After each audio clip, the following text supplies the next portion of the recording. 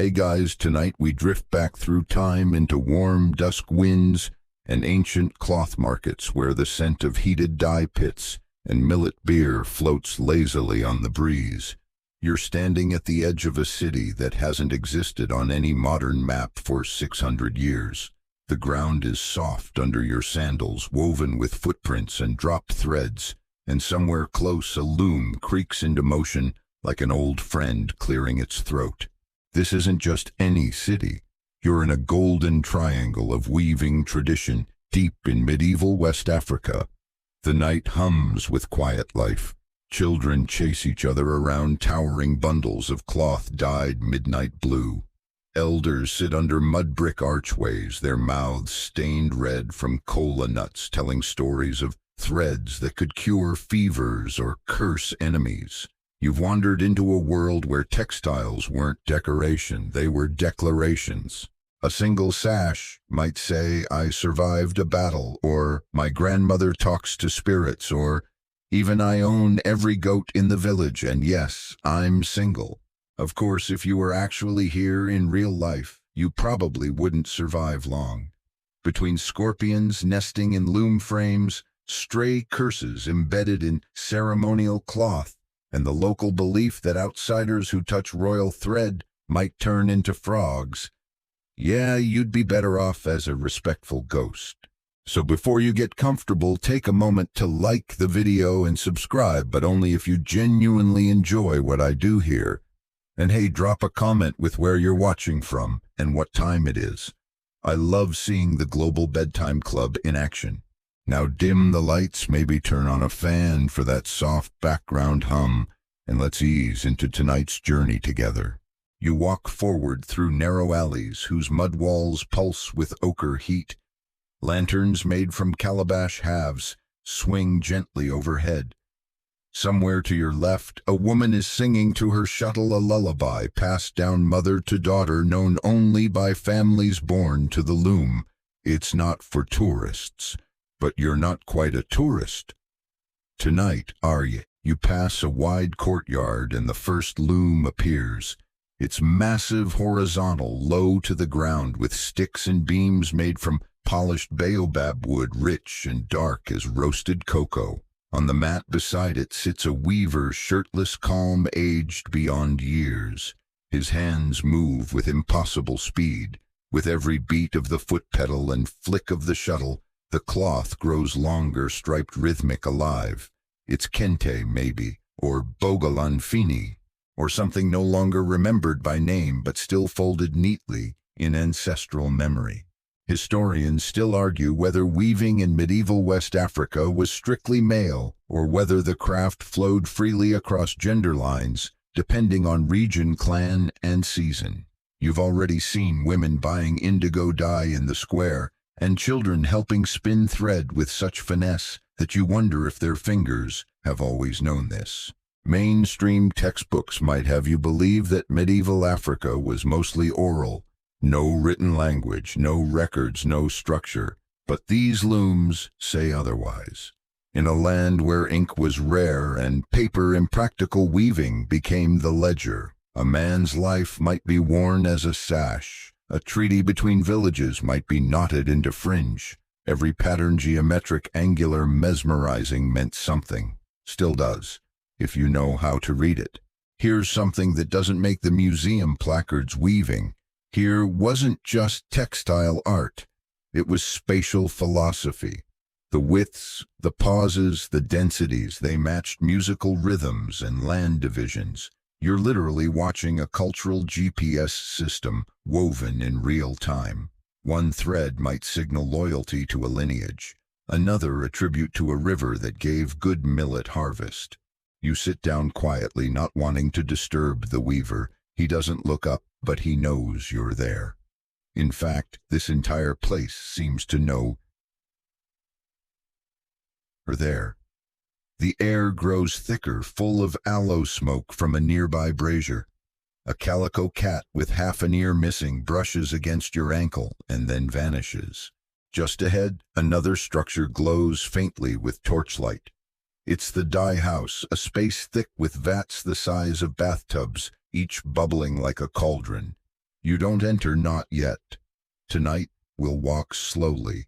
There are 24 more stops ahead, and each one has its own loom, its own rhythm, its own whispered memory still hanging in the weft.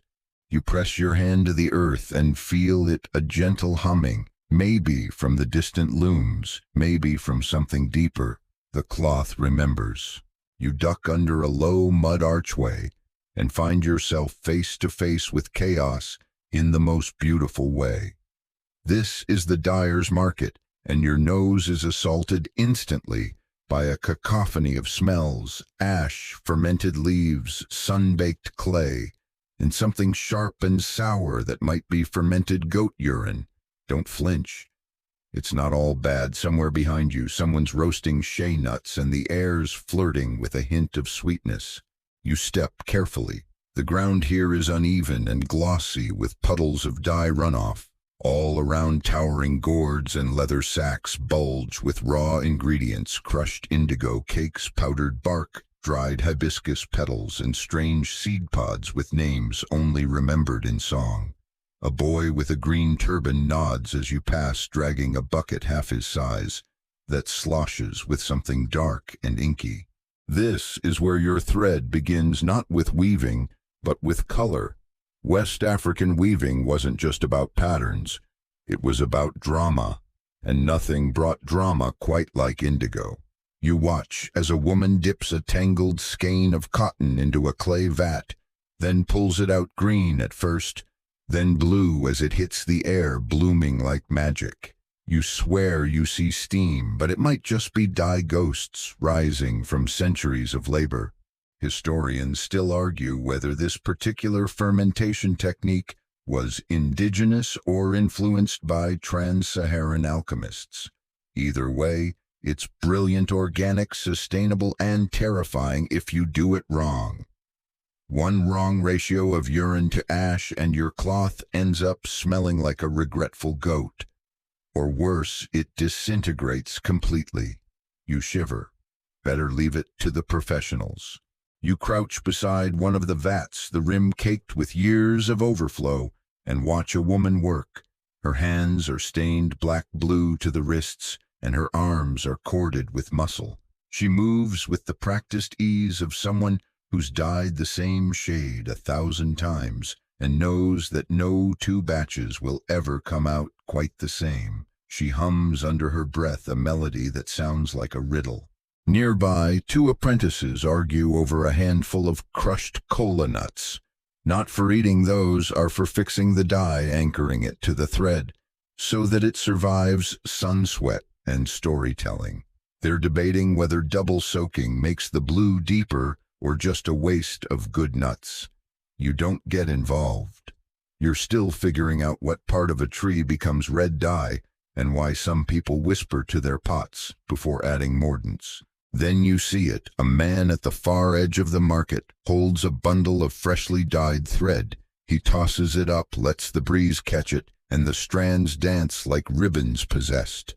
The color is so rich it hurts your eyes. Not royal blue, something older, like the ocean before it was named. You follow the thread to a side stall. Here finished skeins are sold. Some sparkle faintly as if woven with mica, or maybe just desert dust. Traders from distant towns huddle here, bartering nuts, spices, iron tools, anything for a twist of rare hue. In medieval West Africa, color was currency. A woman's dowry might include a bolt of indigo cloth. A chieftain might offer dyed thread as tribute. Cloth, after all, didn't just dress you. It announced you. There's a whispered story, one of those fringe tidbits that only the oldest weavers still remember. It's about a king who challenged 3 rival towns to produce the deepest blue. The first town used old recipes. The second added bone ash for depth. But the third, they dyed their thread under a new moon and sang to it. According to legend, the cloth shimmered so deeply it looked like a hole in the world. The king wore it once, then he buried it. You touch a skein gently, half wondering if you'll feel its pulse. You don't, but something inside you stirs. The crowd thickens as a caravan rolls in. You hear bells before you see the donkeys. Dust swirls in the heat, and woven baskets loaded with bales of raw cotton are unloaded with gentle grunts and practiced care.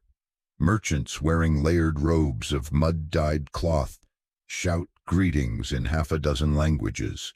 The whole region's economy moves through places like this, quietly, colorfully, with more flair than any Silk Road.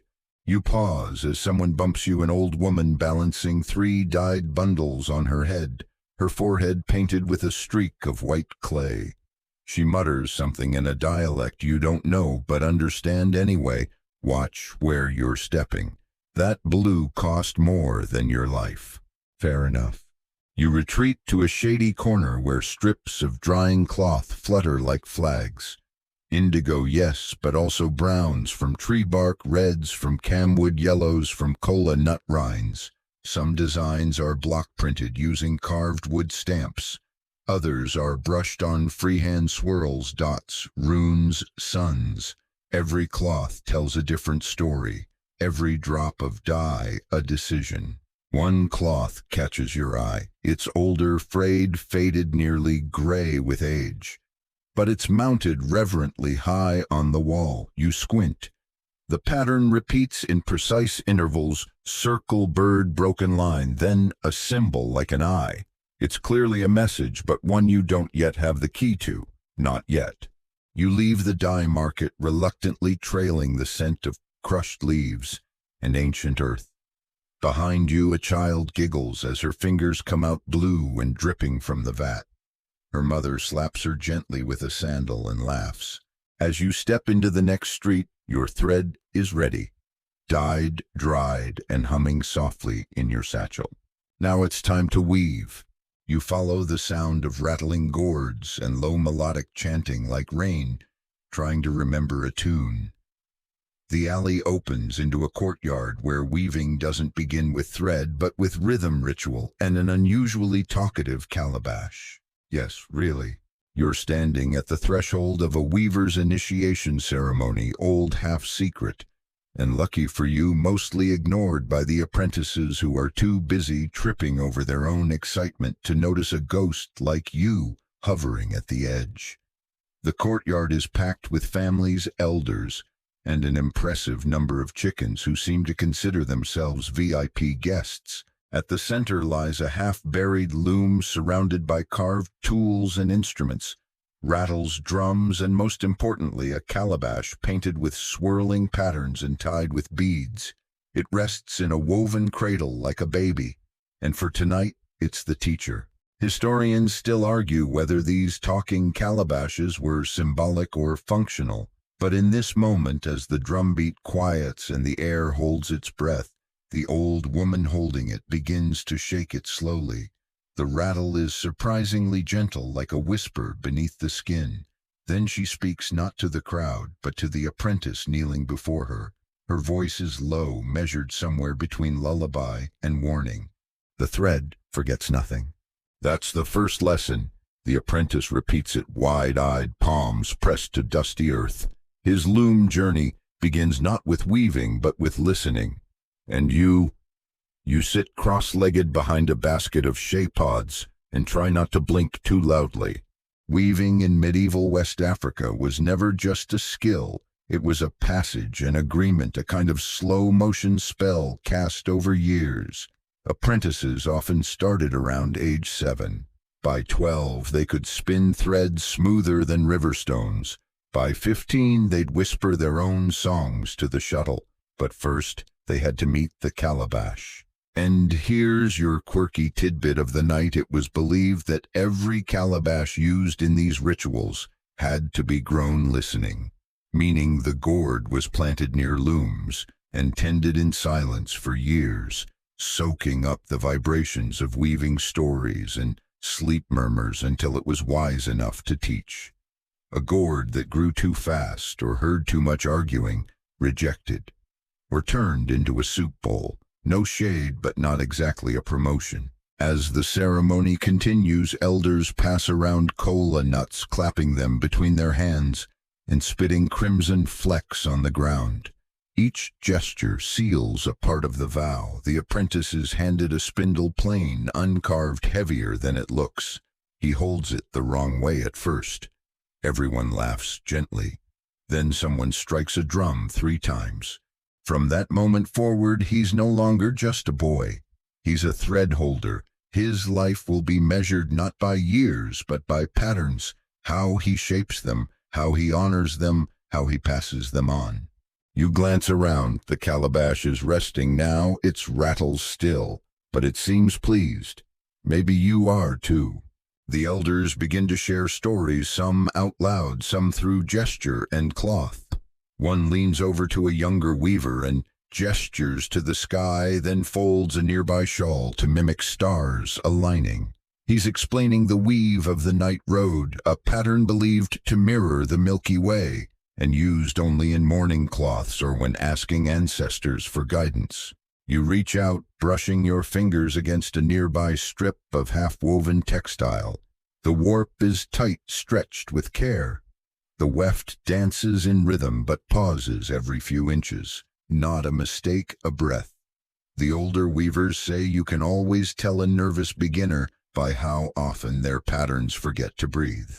Somewhere behind you, a calabash rattle stirs again, maybe wind, maybe not. The night deepens. The boys' training has only just begun, but already the crowd is celebrating.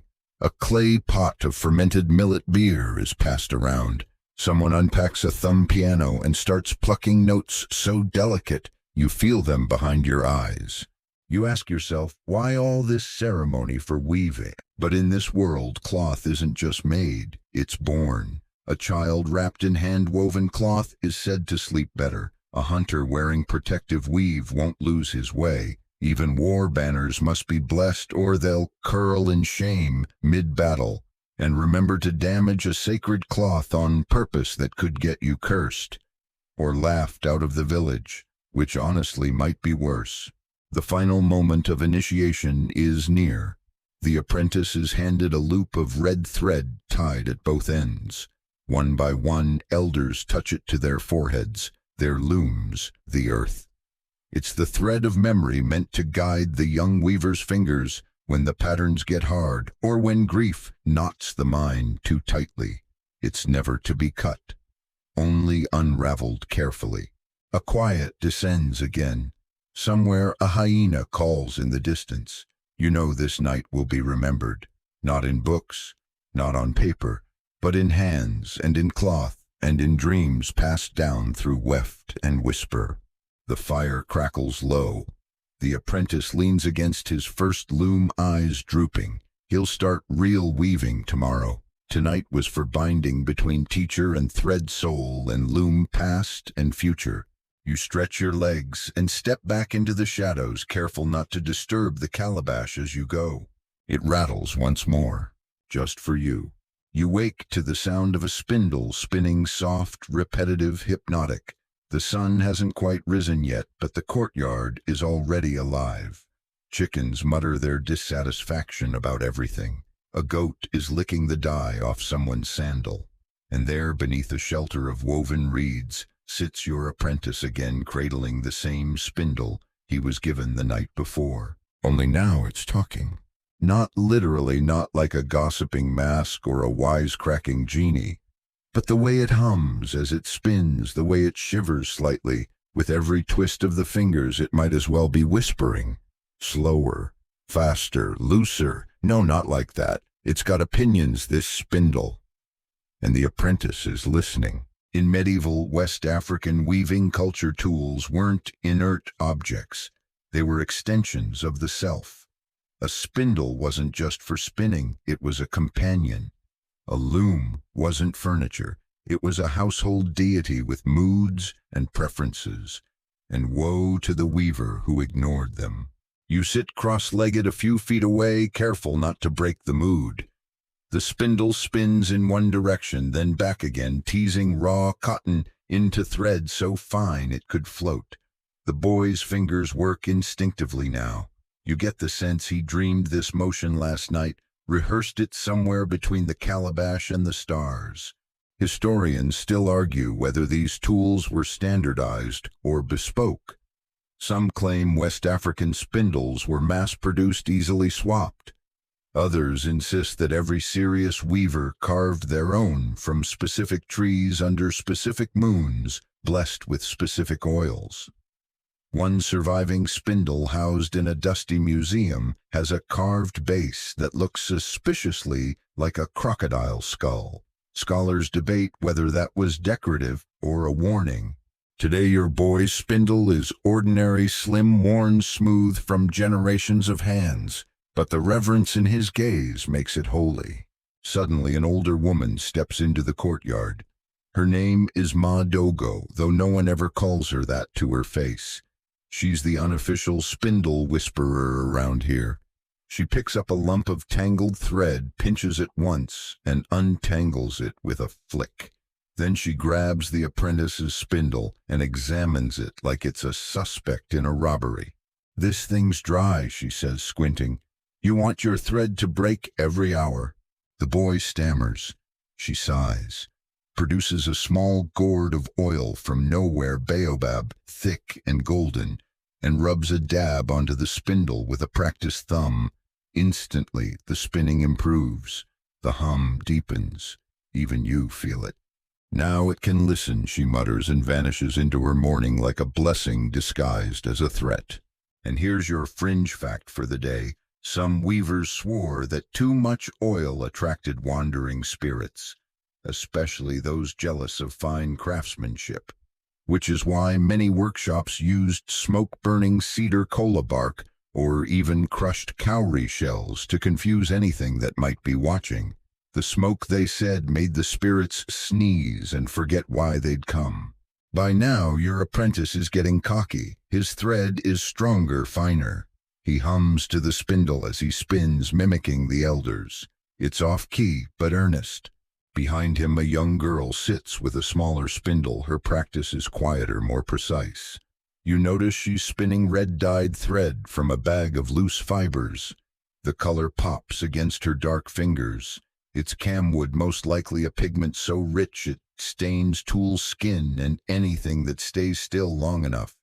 She works fast, smiles when you watch. "Don't let the spindle control you," she says without looking up. "It likes to think it's in charge." A quiet joke, but a true one. This is the hidden philosophy behind much of West African weaving. The balance between yielding and control. You guide the thread, but also surrender to its temperament. Some cotton wants to stretch. Some wants to cling. The same goes for people, by the way. Eventually, the apprentice finishes his morning spinning. He winds his new thread onto a wooden bobbin, strokes it once like a pet, and sets it beside the loom.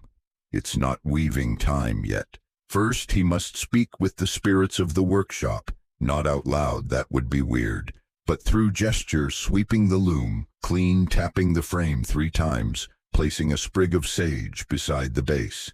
It's all subtle, quiet, but it matters. You've probably guessed this isn't just superstition. Cloth, after all, outlives its maker. A single shawl can pass through 10 hands, across 3 borders, and end up on a wedding altar or a war drum. It's only logical to show respect, just in case. The sun finally breaches the rooftops, lighting the loom's polished beams with soft gold. The apprentice stretches, pops his knuckles, and stands before the loom. It's old, older than him, probably older than 3 generations back. Someone carved swirling patterns into its base: snakes, birds, suns, and an unfamiliar face with wide, staring eyes. You wonder if it's an ancestor or a warning, or maybe both. One last ritual before he begins. He places a pebble on the left foot pedal, not for weight, for luck. The elders say it grounds the cloth in reality. Otherwise, your patterns might drift into dreams and never come back. He inhales, presses his foot. The loom sighs. Weaving will come next, but for now the tools are awake, and they remember everything. The loom creaks, not with age, though it's certainly older than any tree still standing, but with a kind of anticipation. It's not just wood and rope. It's a collaborator, maybe even a bit of a diva. You watch as the apprentice settles in front of it, shoulders square, breath steady. This is where everything he's learned starts to hum together. The calabash's lessons, the spindle's rhythm, the die pit's memory, and now the loom's own heartbeat. He presses the foot pedals in a sequence, tap, tap, tap, tap, that lifts and lowers the warp threads. His hands dart in and out like birds in flight, slipping the shuttle back and forth through the threads, then tugging them snug with a gentle thump of the beater. Thump, slide, tap, repeat. Soon the courtyard is full of rhythm, not just the looms but others as well. Across the village, workshops begin their daily rituals. Looms sing to each other like neighbors calling across fences. Some are in 4/4 time, others prefer a syncopated beat, and some, usually the older masters, ignore everyone and just weave in silence like stubborn jazz musicians. You start to notice something strange. The looms here are tuned, literally. Strips of gored bone and scrap metal hang from their frames, clinking softly as the threads move. Each one adds a tone. The pedals creak in different pitches, and the shuttles. Some have notches carved just so they whistle faintly as they fly. The result is a kind of weaving symphony, low, meditative, and surprisingly catchy. Historians still argue whether this musical aspect was intentional design or happy accident. Some suggest early looms were adapted from percussive instruments or vice versa. Others believe weaving to music helped maintain pattern precision during long work sessions. Either way, the idea of a loom that grooves kind of brilliant. The apprentice isn't just weaving a pattern, he's learning the dance. His left foot taps to raise the heddles, his right presses to lock them down. The shuttle glides, the beater thumps. It's a choreography he barely knows he's performing, but it's happening and it's beautiful. And here comes your fringe fact. There's a legend, unverified but delicious, that one old master weaver in Timbuktu trained his apprentices using drums instead of patterns. He'd beat a rhythm and expect them to reproduce it, not with sticks, but with thread. Their cloth became a kind of visual music. One scholar even claimed to have read an ancient rap as a transcription of a desert lullaby. Were they right? Maybe. Maybe not. But it sounds good, doesn't it? The loom continues. Inch by inch, the cloth grows a strip of pale brown, interrupted by a ripple of blue. It's not much to look at yet, but you can tell it's forming something. The design isn't drawn in advance, no templates, no computers, just instinct, muscle memory, and dreams whispered by the thread. Elders stroll past now and then, muttering small corrections. Loosen that weft, pull the edge tighter, that corner's weeping. Okay, maybe that last one's metaphorical, but still. The weaver nods, adjusts, carries on. Nearby, another loom joins the rhythm. This one belongs to a woman who weaves faster, sharper. Her cloth shimmers with indigo and black mud dye, the geometric patterns so precise they look machine-cut. She glances over at the apprentice with a sly smile. He tries not to look flustered, fails entirely, and drops his shuttle. The woman laughs. It's a soft, generous sound. "Don't rush," she calls. "Let the cloth come to you." You smile. There's a lesson there, one you'd do well to remember. The apprentice picks up his shuttle and takes a breath. This time he slows down. The rhythm changes, less frantic, more grounded. The loom responds. The clinking gourd strips rattle in time. Even the breeze seems to fall in line. As the morning stretches on, more looms come to life. The courtyard becomes a weaving orchestra. Children sit nearby, spinning thread. A man stamps patterns onto pre-woven strips using carved wooden blocks, dipped in thick brown dye. Two girls untangle skeins while gossiping about who gave who a chicken last market day.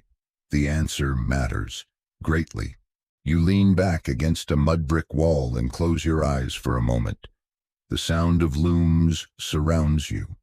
It's soothing like rain on a thatched roof or the soft tumbling of clothes in a dryer, except this time the clothes are history being written in real time. And now the pattern begins to emerge, zigzags and chevrons in alternating earth tones. The design is subtle but symbolic. These marks might mean gathering storm or harvest blessing, or I finally understand my father's silences. The meaning is coded private, known only to the weaver and maybe his grandmother. And here's the best part.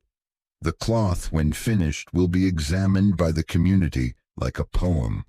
People will gather around and comment on the weight, the stretch, the spirit of the weave. They'll say things like, "It's a good one," or "That weft is worried." It's not criticism, it's communion. The day stretches, the rhythm never stops. And you begin to wonder, is this really a craft? Or is it something deeper? The loom doesn't just produce cloth, it produces time, space, meaning. You leave a bit of yourself in every pass of the shuttle, which might be why some weavers even now claim to dream of every strip they've ever made, as if the cloth remembers when you don't. The apprentice stretches his back. His first panel is nearly done. It's uneven, slightly warped, a little too tight on one side. But it sings. It really sings. You can't help it. You whisper a quiet compliment to the loom. It creaks once in reply. By midday, the sun is a hot coin pressed against the sky, and the air feels sticky with dust, sweat, and something sharper, earthy, bitter, almost metallic. You follow that scent, winding past drying racks of raw cotton and ducks arguing with an overturned mortar until you reach a small grove where the trees look angry. Baobabs, huge, swollen, and suspiciously quiet. You're in the dyer's grove now, the place where color is summoned, brewed, and sometimes cursed, and it smells like madness. A woman crouches near a bubbling pot, her hands stained a reddish brown. She's grinding bark between two flat stones, the rhythm slow and deliberate. Nearby, strips of cloth hang from low branches, dripping hues of mustard rust and shadowy green. Some are dotted, others bear strange streaks like fingerprints or lightning. Dyes here are serious business. We're not talking food coloring and batik kits. This is chemistry meets alchemy meets local superstition. And nobody, absolutely nobody, wants to be the apprentice who messes up a bark-to-water ratio and ends up with 30 meters of cloth, the exact shade of regret. The woman Ma Jane you learn winks at you as you draw closer. You smell that she asks. You nod. You absolutely do. That's boiled baobab bark, good for brown, better for nightmares. She isn't joking. There's a long-standing rumor that bark from certain trees, especially ones struck by lightning, holds restless spirits. Dyeing with it is risky. It might bless your cloth with extra durability, or it might make every pattern come out backwards. Historians still argue whether these beliefs were metaphorical, medicinal, or something more literal. In any case, no one dares skip the protective chance. Here's your quirky tidbit. In some regions, termite mounds were considered prime sources of red dye. Not because termites are red, they're not, but because the clay in their nests had chemical interactions with camwood powder that deepened the hue. Also, termites, for reasons unknown, were thought to bless dye with extra staying power, assuming you asked politely, usually by offering a spoonful of honey. Go ahead, laugh. But would you risk disrespecting dye-enhancing bugs? You move cautiously between the dye pots. One contains indigo sludge so dark it seems to pull light into it. Another simmers with yellow pulp, probably from the rinds of bitter cola nuts. A third pot, the scariest, emits a pungent steam that smells like moldy leather and fermented onions. That's the crocodile dung mix, someone mutters. You step back instantly. Yes, you heard that right. Crocodile dung. Used sparingly, it was believed to fix certain dyes and repel certain curses. There's no science to back it up, but the weavers here aren't betting on lab coats. They're betting on centuries of passed-down instinct, trial and error, and occasional hallucination. A group of older women sit weaving strips of dyed cloth into panels, their fingers moving with speed and serenity. You watch one of them stroke a completed length of mudcloth, bogalan fini, the kind used for ceremony storytelling, even armor. The symbols painted into it are sharp, precise. Some mean growth, others mean death. A few, depending on placement, can mean both. Context matters. Ask the wrong question, wear the wrong sign to the wrong village, and you could start a feud. That's the magic of it all. This isn't just about making something pretty. Every plant here was chosen, prepared, and applied with intent. A cloth might take weeks to plan and only days to weave. But the color, that's the real legacy.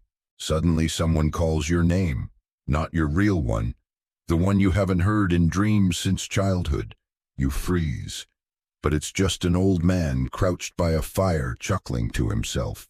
He's stirring a pot of dye with a carved wooden spoon and singing a lullaby about a weaver who married a river spirit.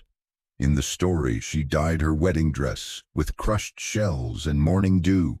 The colors were so beautiful that even the fish in the Niger River wept. But the story ends badly. Fish curses, betrayal, mildew. You know how these things go. You sit by him cross-legged and watch the smoke rise. Patterns of colors spin in the air, real or imagined. You're not sure. The dye is ready now and the cloth is gently lowered in. It disappears like a secret, then slowly resurfaces, transformed. The color a rich ochre like sun-baked cliffs. It gleams in the light. The man smiles and mutters, "This one's for traveling." You don't ask what that means. You can feel it. And here's the thing most people miss. Dye wasn't just cosmetic. It was functional.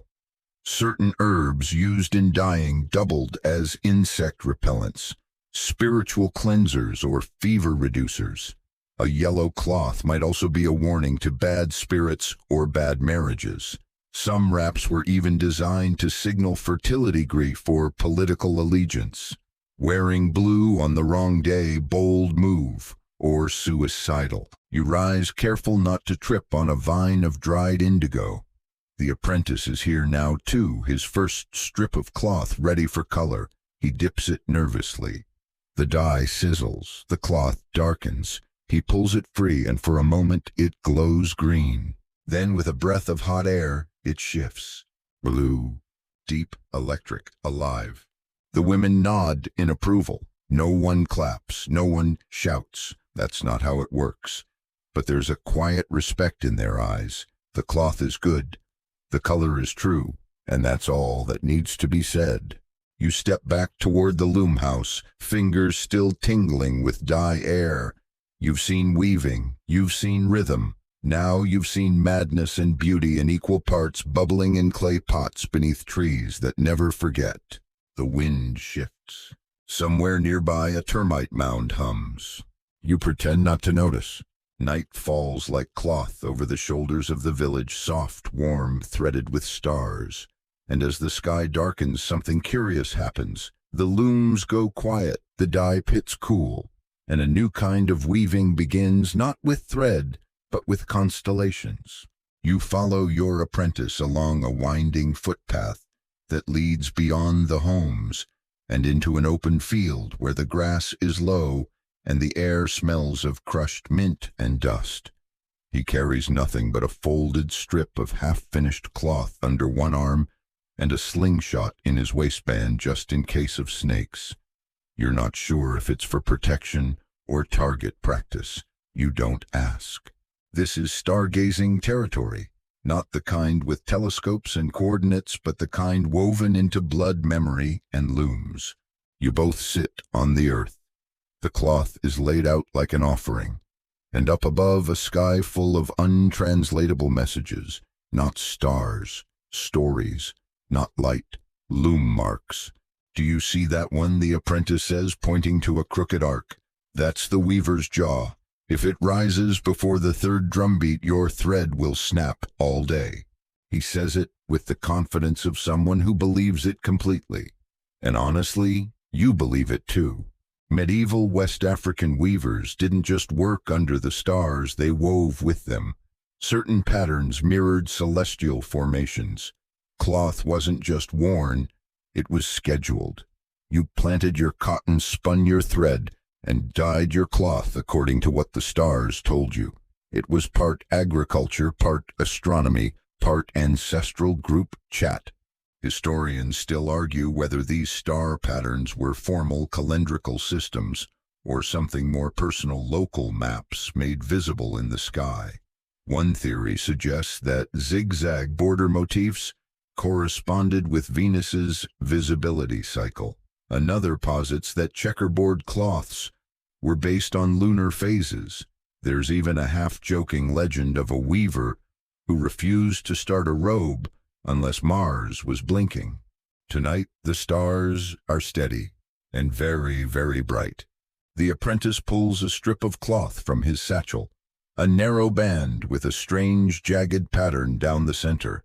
This one's for traveling west, he says. See the angles, they match the horned constellation. You squint. Sure enough, the shapes repeat, one in the cloth, one above your head, like a coded road map woven into your chest. It keeps you from going in circles, he adds. A quiet moment passes. The cloth flutters once in the breeze and settles. And here's your fringe fact for this starlit walk. Some traveling weavers carried sky cloths, special wraps, dyed with pigment believed to reflect moonlight differently depending on direction. Did they actually work as navigation tools? Who knows? But if you're crossing the Sahara with nothing but a camel and a song, a piece of cloth that helps you believe you're on course might be just as valuable as a compass. The elders believed the stars themselves were weavers, giant ancient loom masters pulling the threads of time across the sky each night. Shooting stars weren't omens, they were dropped stitches. Sometimes they meant death, sometimes just bad weather. The apprentice leans back on his elbows. My uncle says if you weave a cloth during a meteor shower, the pattern gets extra luck woven in. You raise an eyebrow. He also says that if you sleep with your feet pointed at the North Star, you'll never have a proper marriage. He pauses. He's been married 4 times, so maybe don't do that. A small joke, a light laugh, the stars don't react. Suddenly he asks you, do you dream in cloth yet? The question catches you off guard, but the answer is yes, of course you do. All this thread and rhythm and sky, it's not just observation anymore. It's soaked in. Your brain hums with shuttle sounds. Your thoughts drift in warp and weft. This, they say, is how you know you're becoming a weaver. Not when your edges are straight, not when your thread holds strong, but when your dreams come in patterns. You lie down in the grass. The sky feels closer here, the stars sharp enough to stitch with. One glints in perfect alignment with a row of zigzags on the cloth beside you. You trace it with a finger and feel it hum.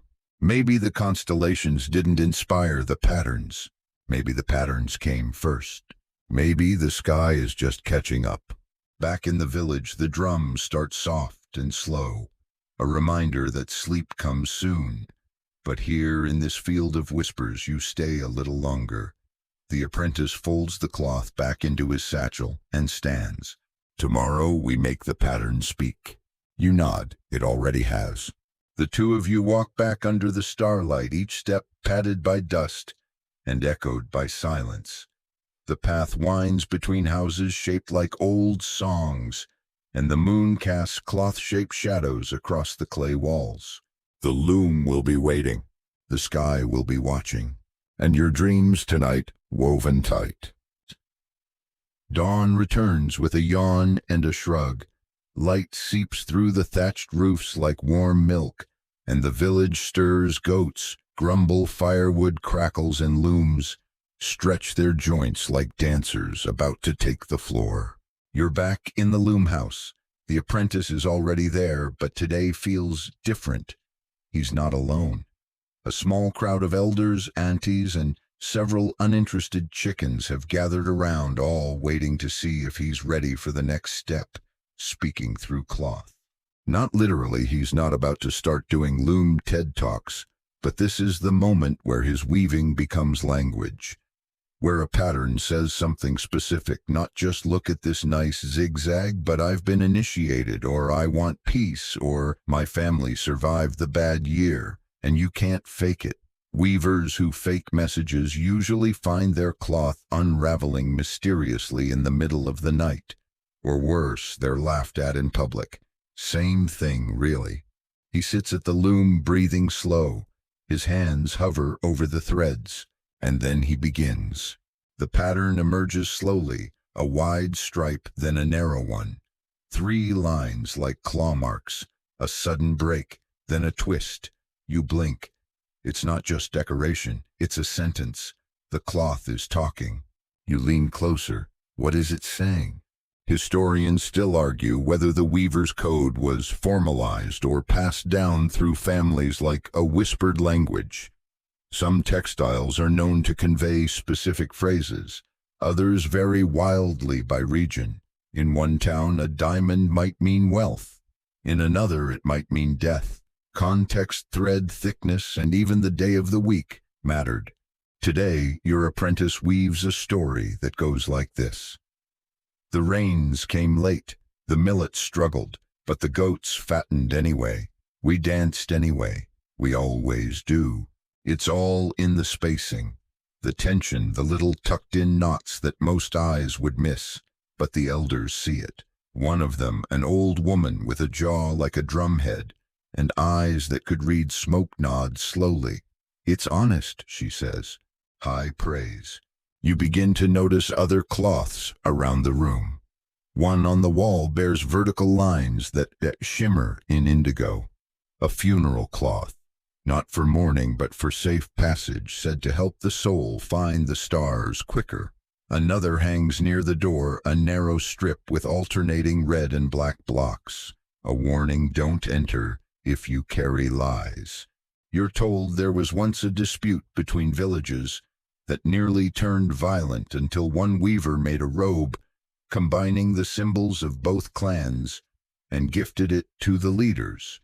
They wore it together during the rain festival, danced until sunrise, and never argued again. No treaty, no mediator, just thread. And here's your fringe fact. Some cloths were locked patterns that could only be worn by people with a direct bloodline to the weaver. Others had secret symbols stitched into the fringe codes, only readable by moonlight or under specific chants. One such cloth, passed down through 4 generations, was recently discovered to contain an entire genealogy hidden in the border. It's since been nicknamed the Whispering Sash. Today, the apprentice's cloth won't be locked. It's his first speaking piece, and that means it must be shared. Not sold, not hoarded, shared. He finishes it just before noon. The loom exhales with a creak. He lifts the cloth still warm and drapes it over his shoulder. The colors are subtle browns, faded greens, a whisper of blue. It looks humble, but it hums with memory. Outside, a neighbor sees him and pauses. You told the story of the dry season, she says, surprised. He nods. She nods back. That's it. No applause, no ribbon cutting, just mutual recognition. Like when someone quotes your favorite line from a dream you didn't know anyone else had. You wander past the loom house where children are jumping rope with discarded thread. One of them is wearing a tiny wrap with uneven lines, her first attempt at patterning. She proudly tells you it says, I like yams and I hate birds. Direct, poetic, honest. Meanwhile, the apprentice's cloth is passed around gently by a few elders. They touch it with care, fingers pausing at key lines. One man closes his eyes and mouths a blessing not to the boy, but to the cloth. Why? because cloth outlives us. It folds but remembers. It frays but speaks. It survives fire, salt, and sometimes even war. One surviving panel from an old textile buried in the Sahel was pulled from the sand so brittle it cracked like eggshell, but the pattern still showed, still spoke. You watch as the apprentice walks to his grandmother's compound and offers her the cloth. She doesn't say a word. She just wraps it around her shoulders and nods. And in that moment, you know the cloth has spoken. It's late afternoon now, and the shadows stretch long across the village. The loom's quiet for a moment, not out of fatigue, but respect, because this next lesson isn't whispered by thread or sung by spindle. It's roared by cloth worn into battle. You follow the apprentice, not quite a boy anymore, as he makes his way toward the old hunter's quarter, where stories, where teeth and cloth can save a life. No one's weaving here today. Instead, the courtyard is filled with relics. Shields, spears, cracked sandals, and bolts of cloth so stiff with age and power they seem to hold their breath. At the center of it all is a robe. It hangs from a wooden frame, faded but proud. Layers upon layers of patchwork strips, everyone dyed in earth tones, and charcoal bound together with thread so tight it might have been braided from secrets. This isn't casual wear. This is a hunter's shirt, a talisman jacket, and every patch is an invocation. The apprentice steps closer, reverent. He knows what this is. We all do. These robes were never about style. They were armor, not just against arrows or blades, but against bad luck, curses, and the kind of invisible dangers that can't be dodged with a shield. Historians still argue how effective these battle cloths truly were, if they worked purely on psychological strength or carried genuine spiritual protection. What's undeniable is the belief sewn into them. That alone has weight. The patches on this robe, each one earned. One from a successful hunt, one from surviving illness, one from a dream interpreted correctly, one dark red thick as a scar for a friend who didn't return. Some even include charms sewn into the folds, carved bones, tufts of fur, tiny leather pouches filled with herbs, or in one rare case, a dried scorpion. That one was apparently very effective, though also very unpopular at parties. And here's your fringe fact. In some regions, these robes were taught to recognize their wearers, how through ritual, through sleep, through sweat, a young hunter might sleep wrapped in his future robe for 7 nights, letting it learn his scent and heartbeat. The belief that the cloth once bonded would repel harm like a shield repels rain. The apprentice reaches out but doesn't touch the robe. He knows better. Instead, the old hunter, watching from the shade, beckons him forward and places a hand on his shoulder. "You want your cloth to carry protection?" the man asks. "Then you have to earn the spirit inside it. It's not about copying patterns. You can't just slap a thunder zigzag on your sleeve and expect immunity from bad omens. The power comes from intention, from truth, from honoring what each shape means. You glance around. Other robes are stacked nearby. One is made entirely of narrow horizontal bands, each with symbols in dyed white circles, birds, hands, crescent moons. Another is pure black with raised stitching so dense it looks armored. One has red knots at the neck, knot spells said to tighten around the throat of any enemy who speaks your name in hatred. And then there's the war cloth. You'd know it anywhere. It's wide flowing, designed for both intimidation and movement. The pattern repeats in red and gold jagged verticals, like lightning flanked by spirals. It sways in the breeze and seems to flicker even without fire. A man once wore this exact robe into a border dispute and resolved it without lifting a blade. The cloth spoke for him, loudly. Not everyone wore such robes, of course. Some were clan-bound, some commission only, Others, most tragically, were forbidden after colonization.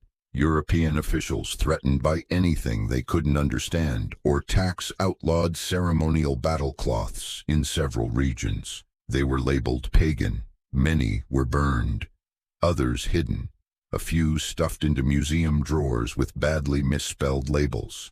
But some survived, folded in walls, wrapped around gourd seeds, or like the one before you, still worn once a year for a festival no outsider has ever been allowed to see.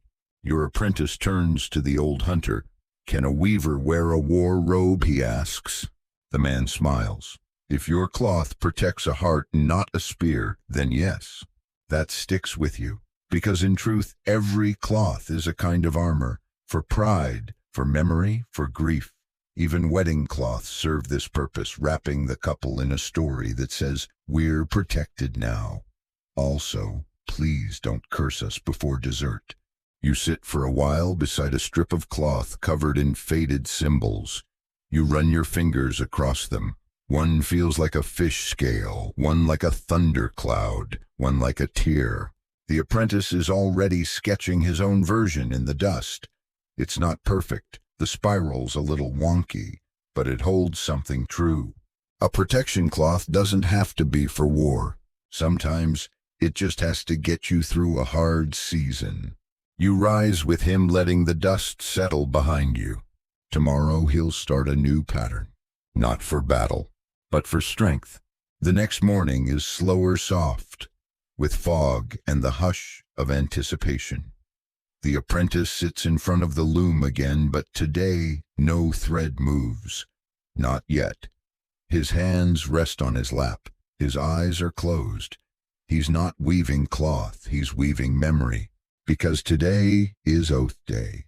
Not flashy, not loud, but serious. A thread-bound promise older than the bricks in this loom house, and a lot more binding than any signature on paper. You don't take this step unless you're ready to have the ancestors eavesdrop on everything you make for the rest of your life. He rises, walks to the center of the courtyard. Waiting for him is a small bowl of kola nut, a calabash half filled with oil, and a spindle not his but a ceremonial one carved with faces and marks that no living weaver can fully explain. One by one the elders gather. Not all are weavers. Some are musicians, farmers, even a butcher who only comes because his great-grandfather once dyed cloth in the next village. They form a circle, humming low, not a tune but a tone. The ground hums back, and the apprentice kneels. This isn't just a performance, it's a test, not of skill but of respect. A weaver's oath in medieval West Africa wasn't standard across regions, but there were shared elements, a vow to protect the meaning behind patterns, to never falsify cloth for status or sorcery, and most sacred of all, to never cut or burn another weaver's cloth out of spite. Historians still argue whether these rules were purely cultural or enforced by law. Either way, breaking the oath had consequences. Cloth unraveling mysteriously, clients vanishing, or worse, the dreams. Repetitive, sharp, and full of knots no one could untangle. The apprentice lifts the spindle and dips it into the calabash. Oil drips down the handle. He presses it to his forehead, then his heart, then the loom. And then he speaks. "I will weave with truth, not tricks. I will honor my cloth even when no one sees it. I will not steal another's thread, nor mock another's pattern. I will not let anger touch my warp. I will teach when asked. I will remember when forgotten, and I will never ever lie with my hands." The spindle is placed gently beside him. Silence. Then the oldest weaver, her back curved like a shepherd's staff, steps forward and hands him a scrap of worn, stained cloth. It's barely the size of a handkerchief. You'd overlook it at any market stall, but it's everything. "This," she says, "is your great-grandmother's last weave. She stitched it during famine. The dye is millet ash. The pattern means we endure." He takes it with both hands, reverently, as if it might dissolve. and maybe it could. Fringe fact for today: some weaving families kept bundles of ancestor threads, small pieces of cloth woven by long-gone relatives, stored in gourds or jars and pulled out during oaths, funerals, or moments of doubt. They believed the pattern stored guidance, or in some cases, direct messages. One such bundle was found to contain a zigzag unique to a long-extinct dialect, a woven whisper preserved longer than paper or speech. The ceremony concludes without fanfare, no applause, just a nod from the elders, and a slow drumbeat, steady and low, the kind that says, "This matters." The apprentice is different now.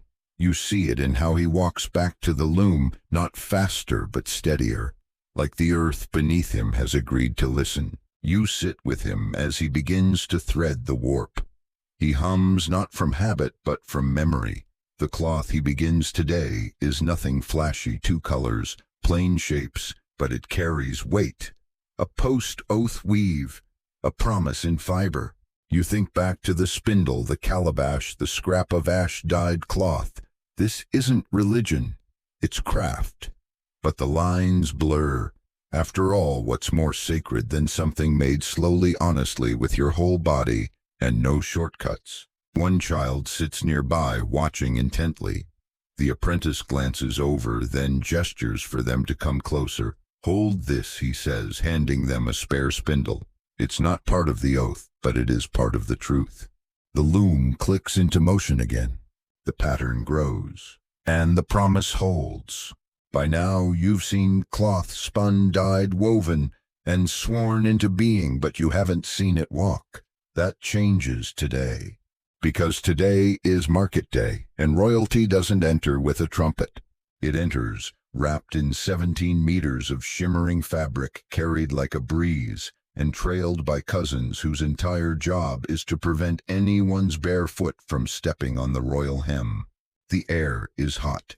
The smell is a sharp mix of grilled yam, overripe pawpaw, and somebody's aggressively spiced goat stew.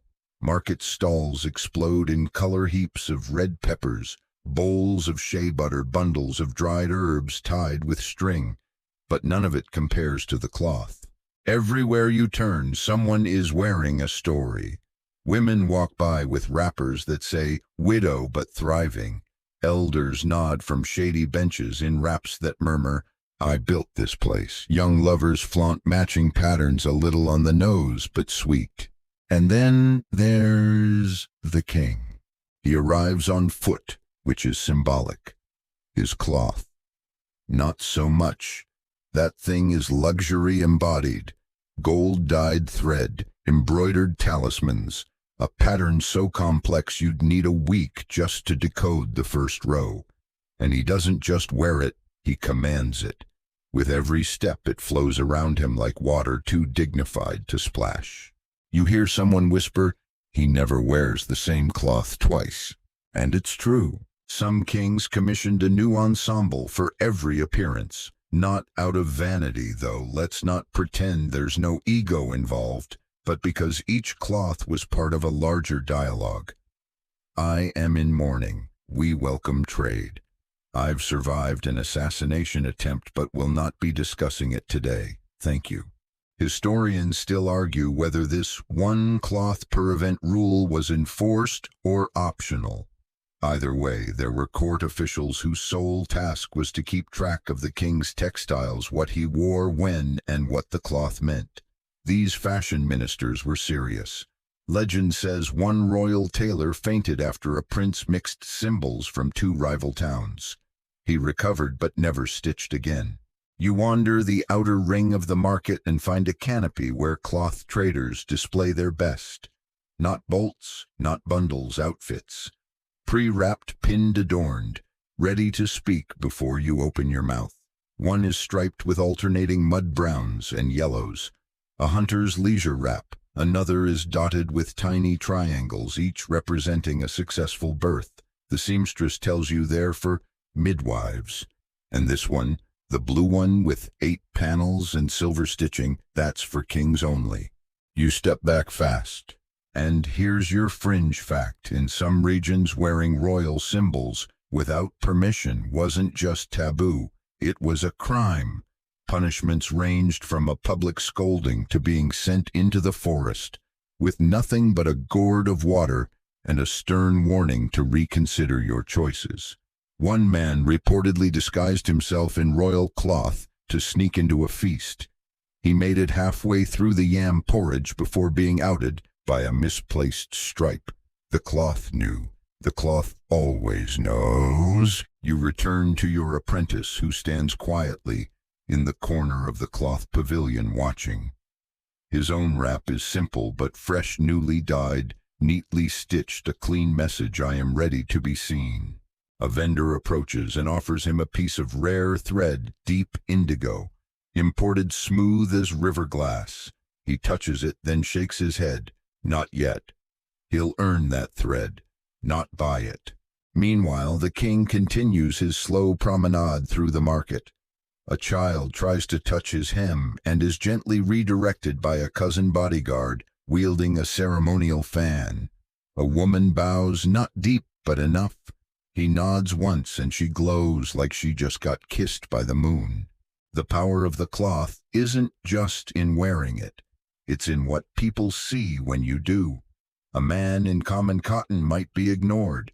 The same man wrapped correctly could be mistaken for nobility. And sometimes that mistake becomes prophecy. Your apprentice leans closer and whispers, "Do you think one day I'll weave for a king?" You consider this.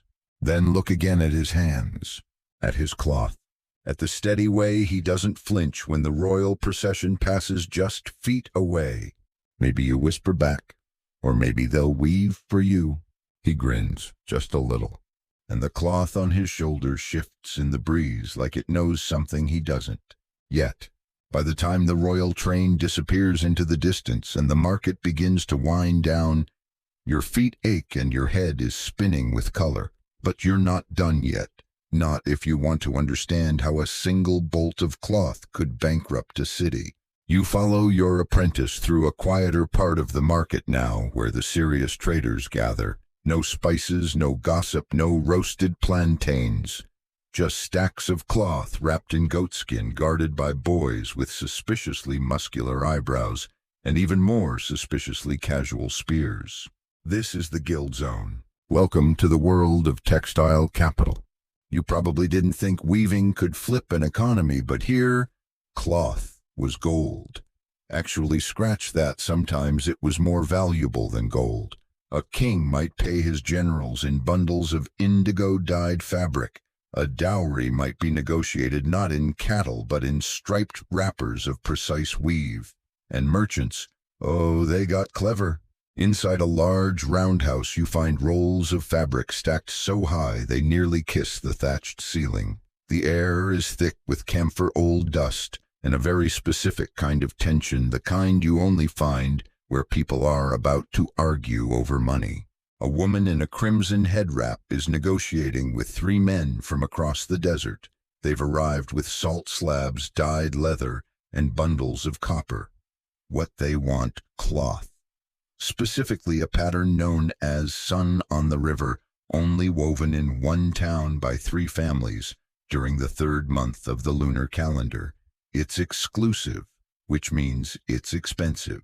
She pulls out 2 folded strips from a chest lined with calabash pulp and unwraps them slowly like a magician revealing her final card.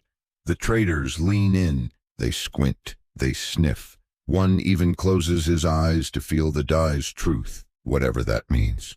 Historians still argue whether these cloth guilds operated as true unions or more like spiritual collectives. Either way, they held power. Guilds decided who could learn to weave which patterns. They set prices. They enforced codes. They even organized events like the famous cloth fairs of Bobo Dioulasso, where disputes were settled through competitive weaving battles. Think Fashion Week meets courtroom drama, but with more drumming and fewer lawyers.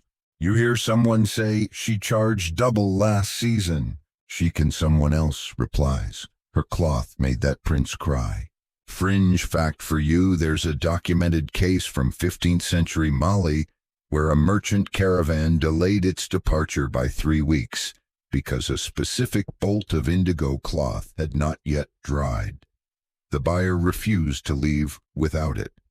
That cloth, when finally acquired, was traded all the way to Tripoli, then Italy, where it ended up as the lining of a bishop's ceremonial robe. The bishop had no idea it carried a fertility blessing and a quiet joke about goats.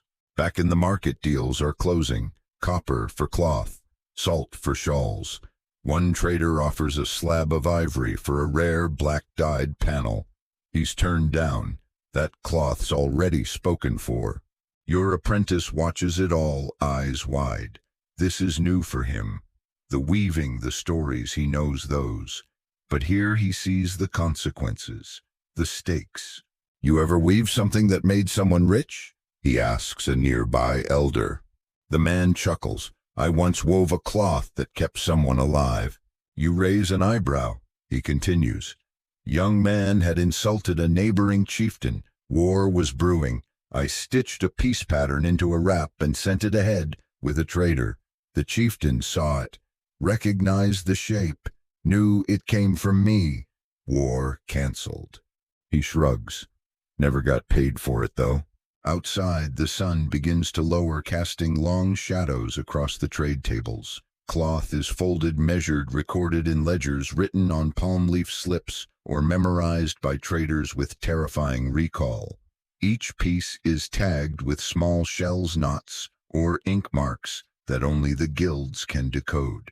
And your quirky bonus. Some textile guilds had test cloth samples woven with deliberate errors. They'd sell them cheaply to outsiders to keep the real secrets safe. If you ever bought a wrap that unraveled within a week, chances are it was one of those. Congratulations, you got hustled by a master.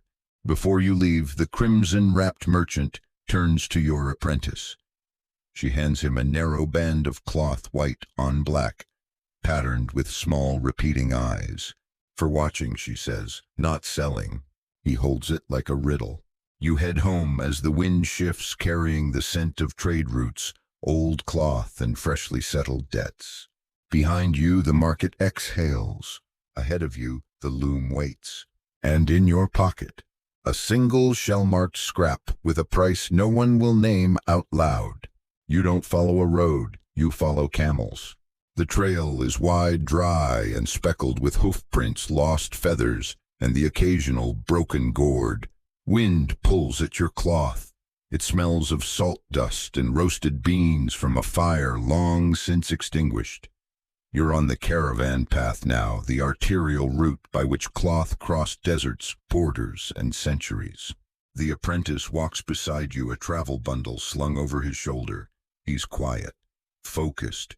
His cloth, his own cloth, is wrapped tight around his waist, patterned in soft browns and red knots, chosen carefully for endurance.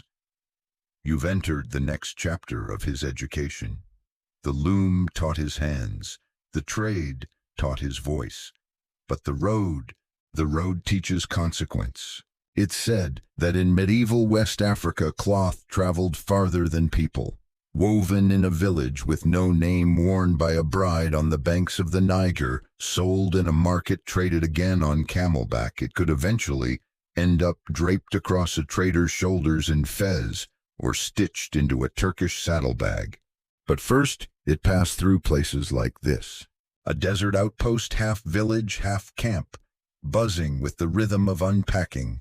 Camel bells jingle, carpets are unrolled, salt slabs are stacked like sleeping lions, and amid it all, cloth, so much cloth. Wrapped around sleeping babies, braided into camel reins, stretched over temporary stalls. You see every pattern you've met before, and many you haven't, tight verticals that pulse like heartbeat lines, swirling white stitches that mimic river tides, stripes that might mean I miss my mother or my cousin cheats at counting goats. The apprentice pauses at a cloth seller's corner. He runs his fingers over a bolt dyed so black it reflects sunlight like glass. Desert weave, the seller says, holds no heat, repels wind, woven only by night. He touches another frayed at the edge but rich with old indigo, that one gift cloth, traded for a herd of goats and a wife. Unclear which was more valuable. Historians still argue just how formalized these trade routes were. Some claim the textile caravans had fixed paths, fixed deals, and even fixed blessing rituals before each journey. Others suggest it was more chaotic, a beautifully improvisational network of trust debt and gossip. Either way, the cloth moved, from loom to market to desert, then beyond. And here's your fringe fact for the road. Some cloth bundles were used as passports, literally. Weavers would stitch region-specific symbols into a square of fabric and present it at checkpoints along the trail. If recognized, the symbol granted passage protection and sometimes tea. If not, well, let's hope your camel was fast. At the center of the outpost, a trademaster sits under a leather awning inspecting cloth the way a jeweler inspects diamonds. He holds it to the light. He rubs it between thumb and forefinger. He breathes on it, then nods. A quiet signal. Another cloth will ride north. A trader from far away, his accent smooth, his sandals fancier than yours, arrives with silver rings and leather-bound ledgers. He inspects the apprentice's wrap with an approving grunt. "Your weave?" he asks. The apprentice nods. "Your hands are calm." A compliment, rare and weighty. You move on as a boy no older than 8 walks by with a donkey loaded entirely in cloth bundles. His family runs a moving weave station, picking up custom orders from villages, completing half on the trail and delivering finished wraps to desert towns. You watch his loom being unfolded beside a camel. Genius, terrifying. The apprentice watches too. You could live like that, you say. He considers it too windy. Fair. The sun reaches its harshest point. Everyone disappears into shade. The cloths are covered, protected, except one. A blue and white piece flutters openly, pinned to a pole. That's a marker, someone explains. Means we trade honestly here. A simple message. Powerful. Because when you're carrying goods that took weeks to weave, dyed with bark, that can't be harvested again for a year, strung with family reputation, you need to know you'll be treated fairly. Nearby, a woman negotiates the sale of 3 cloths for a carved ivory comb, a cured gourd of honey wine, and what appears to be a very confused chicken. The apprentice watches it all, eyes sharp. Then a moment of surprise. A man approaches carrying a cloth with his pattern, the exact one. He stares. The man smiles. "Got it last month, from a trader headed east." The apprentice touches the cloth, awed. It's his. It made it this far, and now it's alive, worn, reshaped, frayed at the corner, but unmistakably his. You realize this is what all the weaving, all the oaths, all the dye fumes and spindle blisters are for, not the market day applause. But this a stranger in the middle of nowhere, breathing in rhythm with a thread you made months ago. Cloth doesn't just travel, it endures. The wind turns cold, not desert cold. This is different, sharper, foreign. It sneaks into the seams of your wrap, makes the indigo shiver, and brings with it the unmistakable scent of change. You step off the caravan path and into a new kind of market. One that doesn't hum or drum or call your name. This one speaks in ledgers, and it does not speak softly. Your apprentice is standing near a row of wooden crates stamped with foreign symbols. The traders who guard them wear trousers, long coats, and carry themselves like men who've never threaded a loom in their lives. One of them laughs too loud at something another said. None of them notice the way every local vendor nearby has gone quiet. This is the beginning of what will later be called textile disruption, though no one has the words for it yet. Not here, not now, but you feel it. It's in the tension of the weaver's shoulders, the way one woman clutches her dyed wraps tighter, the way a boy watches as the crates open, inside bolts of machine-made cloth. Foreign, uniform, too perfect, too cheap. This isn't the first time this cloth has arrived, and it won't be the last. But this time there's more of it. This time the man unrolling it is explaining in a tone somewhere between charm and threat that his prices are a gift and that his supply is endless. The apprentice watches as local buyers gather, some curious, some skeptical. A merchant pokes the cloth with a stick. "It's too smooth," she says. Another shrugs. "Maybe smooth is better." Historians still argue whether the flood of European and Asian cloth imports during this period was strategic economic sabotage or just classic profit-chasing. But to the weavers it didn't matter. Their cloth, their stories, oaths, dreams, was suddenly being compared to product, priced against mass production. And not everyone could afford loyalty to tradition. The worst part, some of the patterns were copied. You approach one of the foreign bolts and see it a mimic of the We Endure cloth. The lines are too straight, the color too flat. It looks right, but it doesn't feel right. No breath, no weight, no hum, and yet it sells. Your fringe fact for today. In some regions, the copycat cloth became so widespread that people began sewing errors into them on purpose, tiny mistakes, off-kilter stitches, secret signs, so that other weavers could tell the difference. Some even developed entire cloth passwords, passed in whispers to preserve authenticity. A weaver might say, "Count the third stripe backward," or "Find the eye near the edge." If it wasn't there, you'd been tricked. The apprentice runs his hands across a foreign bolt. He says nothing, but you can tell he knows. This cloth has no story. It has no hands behind it. It never sat in a dye pit, never heard a spindle sing. It was born in silence, and it will die in landfill. Back in the village, the older weavers talk in hushed voices. Some are angry, some are scared. One says maybe it's time to stop. Another spits into the fire. A few decide to sell cheaper, to mimic the mimicry. Others dig in, weaving slower, dying deeper, praying their names carry more weight than the price tag. This is what it means to be betrayed by the thread. But here's the thing, cloth remembers. One day, a trader comes asking for the real version of the pattern he bought last month. The one with the good fringe, he says. The one that smells like smoke and river. He doesn't want copies anymore. And slowly, too slowly for some, the weavers begin to adapt, not by abandoning their roots, but by doubling down, by leaning into the meaning. They start adding things the machines can't copy: charms, whisper knots, fringe codes, backstories. A cloth now comes with a tale. This was dyed on the night my son was born. This one was woven during the long thunder. This pattern, only 3 people alive know how to finish it. The apprentice listens to these stories. He watches the foreign bolts get dusty in the corner.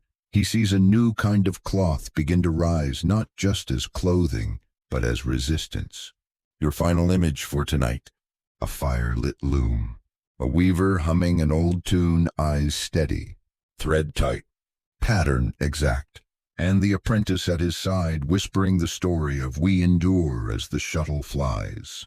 You wake to laughter and the smell of simmering cassava. It's not the boys wrestling near the goats or the fire cracking beside the millet gruel. It's the women, loud, unapologetic, busy. Welcome to the loom house matriarchy, where thread obeys, time bends, and secrets pass faster than cloth through a shuttle. Today is for the women. Your apprentice hesitates before entering the long compound. He's welcome, of course. This isn't a boys versus girls situation, but he knows where he is, on turf ruled by matrilineal weaving dynasties, where power is worn in wrapper folds and authority comes in 5 shades of indigo. Inside, 6 women sit in a loose circle around the loom pits, spinning, dyeing, and arguing like sisters who run a very exclusive textile mafia. One of them, tiny, wrinkled, and barefoot, can spin thread, while cooking stew and slapping a gossiping neighbor with her elbow. She sees your apprentice, grins, and yells, "Bring him something to do before he starts looking useful." Thread is tossed in his lap. He gets to work. Historians still argue whether women dominated specific branches of textile work, especially spinning, indigo, dyeing, and embroidery, or whether these lines blurred, depending on region and clan. In some towns, women controlled the entire chain, growing the cotton, carding it, spinning it, dyeing it, and weaving it into finished garments. In others, they passed their thread to male weavers or dictated the designs outright. Here the women do everything, and they do it well.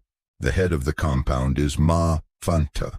Her wrap is dyed with a particular deep maroon you now recognize as sorrow dye, made from bark, collected only after the first rain. Her fingers never stop moving, but she talks like a queen, clear, sharp, and with the patience of someone who's been right so many times, it's just boring now. She shows your apprentice how to read the female diagonal, a subtle tilt in stripe patterns that signals woman-made cloth. It's a stylistic fingerprint. You can fake the look, she says, but the thread always knows. And here's your fringe fact. Some matrilineal weaving groups pass down not only patterns but weaving names. Each daughter inherited the right to sign her cloth with a specific sequence of fringe twists. Outsiders couldn't copy it without risk, superstitious or social. To mimic a fringe signature was in some places grounds for exile, or at the very least having your lunch privileges revoked indefinitely. A young girl, maybe 9, sits beside your apprentice and teaches him how to fold a tiny loom from sticks and cotton thread. Hers is perfect. His is less so. She smirks and adjusts it without comment. "That's my niece, Ma Fanta says. She started spinning at 4. When she turns 12, we'll test her in storm weaving." You pause. Storm weaving. During the first thunder, she explains, you set up a loom outside under shelter and try to finish a strip before the rain stops. If you can keep the thread even during thunder, you've got the soul for it. No pressure. Elsewhere in the compound, 3 older women embroider finished cloths with needle-threaded cowrie shells and small bronze charms. One of them chants softly as she works. You listen.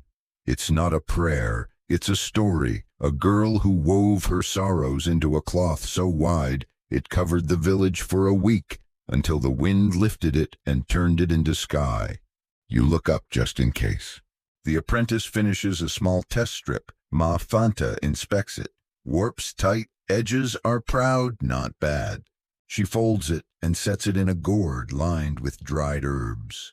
For protection, she says, and so the cloth doesn't forget where it came from. Outside the compound, a procession passes, wailing women in mourning, each wrapped in nearly identical cloths, pale gray with black stitched spirals. Widow weave, someone murmurs. Only women make that. Men can't carry the grief properly. You think back, have you ever seen a man weave that pattern? The apprentice asks to try the diagonal. The women nod. He sets up his loom, again fingers slower this time, more careful. One woman taps the cloth mid-weave and says, "Too tight here, you're overthinking." He loosens, breathes, and suddenly the diagonal emerges. It's faint, fragile, but it's hers, and she smiles wide with all her teeth. "Not bad for a boy," she says. They let him eat lunch with them. That's as close to royalty as he's getting today. Before you leave, Ma Fanta presses a tiny bundle into your apprentice's hand. It's wrapped in indigo-dyed cotton, stitched shut with red thread. "Fringe blessing," she says. "Give it to someone who thinks they're ready, not someone who says they are." You tuck that away like good advice and old thread. You leave the compound a little humbled, a little wiser, and carrying the faint scent of stew, burnt thread, and 10 generations of excellence. The air is thick with heat and secrets. The apprentice walks with a slight hunch, now not from fatigue but from carrying stories that don't belong to him. Not yet, because today he's not weaving a pattern. He's weaving an excuse, a cover, a truth disguised as a textile. Welcome to the loom's double life. You turn into a narrow alley that doesn't show up on any village layout. The houses here are quieter, their windows partially covered by hanging cloth, gray, unpatterned, whisper-thin. You're led into a small compound where the looms are older, rougher, and strangely observant. You swear one blinks. This isn't the weaving for market crowd. This is where the cloths get complicated. A woman greets you with no smile. Her wrap is dark green, almost black, stitched in long vertical lines. You're late, she says. You're not. But time here bends around the cloth. She introduces herself as Aja. And this isn't a class, it's a warning. She teaches the apprentice how patterns can mean more than they admit. This, she says, pointing to a square of tan fabric, is a message to deliver bad news without saying it aloud. She flips it. This is the reply that says, understood. But I'm not pleased. You didn't know cloth could be diplomatic. And it gets deeper. She pulls out a woven sash in pale blue and crimson. This one was worn by a woman on trial for poisoning her brother. See the stripes? One red one. Pause, one red again. That's a public confession. The apprentice swallows. Historians still argue whether these communicative textiles were universally understood or just symbolic in specific families or clans. Some scholars claim that certain weaving guilds trained select members in a secret code of symbols used to pass messages under the noses of colonial governors, rival families, or even kings. Others dismiss this as folklore. You're not so sure, because right now Aja is handing your apprentice a cloth with 2 jagged black lines and a tightly knotted fringe, and she's not saying what it means. Figure it out, she says. That's the job. It turns out weavers sometimes worked as messengers, quiet ones. During times of conflict, a weaver might be commissioned to make a gift cloth for a rival family. Not unusual. But hidden in the stitching could be a secret, a threat, an apology, a call to parley. Only the weaver and the recipient knew. Fringe fact for this shadowy day: in some towns, weavers doubled as matchmakers. Not the romantic kind with flowers, but the tactical kind. They'd observe families, watch who visited whom, who bought which cloths, who wore new patterns near whom, and discreetly suggest alliances. You should wear this near so-and-so's brother, they might say. It'll catch his eye. Subtle manipulation via wardrobe. Iconic. Aja watches your apprentice weave a rough version of the neutral sash, a cloth that means I am here, I say nothing, I am listening. It's used during tense negotiations, funerals, and reportedly uncomfortable family dinners. She nods. Not bad, she says, but you blinked when you passed the shuttle. The apprentice frowns. It means you're lying. You both laugh, nervously.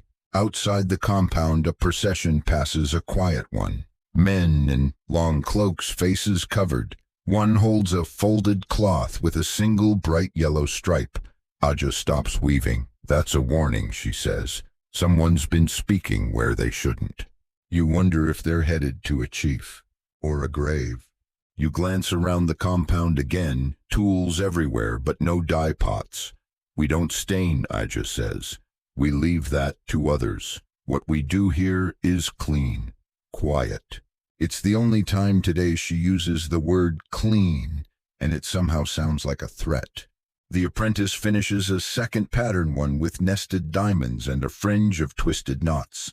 Aja peers at it, says nothing, and carefully folds it into a calabash with others. You'll understand it later, she murmurs. As you prepare to leave, she presses a small cloth into the apprentice's palm. It's rough, stitched with uneven lines. Tell no one you got this from me, she says.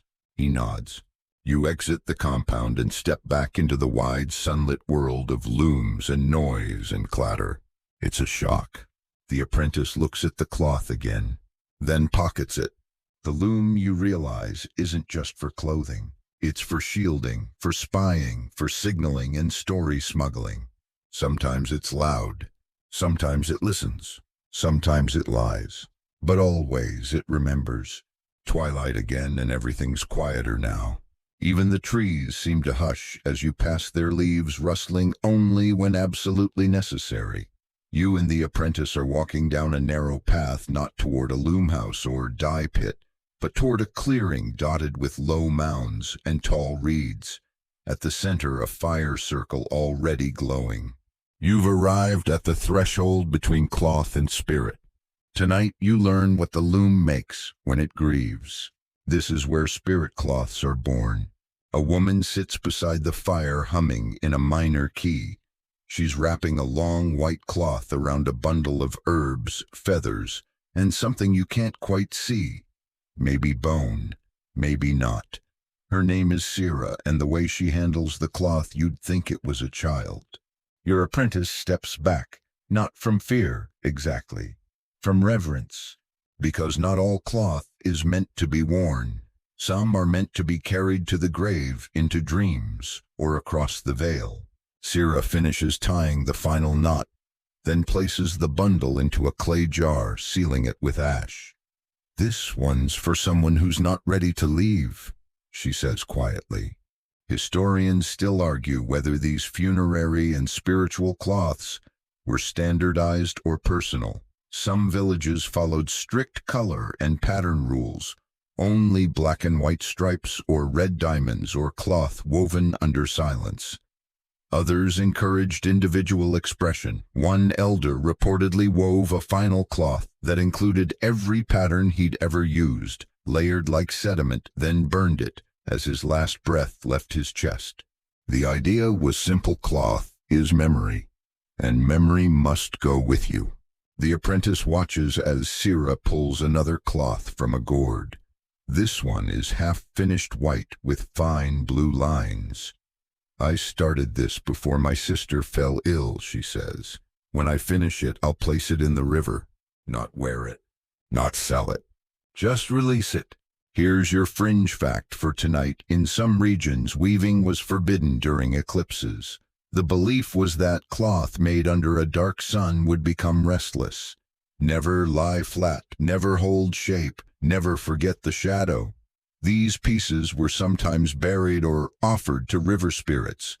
A few were cut into narrow ribbons and tied to sacred trees.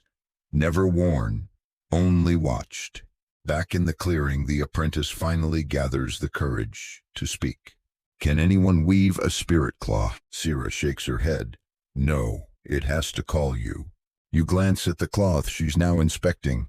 It's different, darker, thicker. The pattern looks like eyes opening and closing. She touches one corner, nods once, and folds it back into her satchel.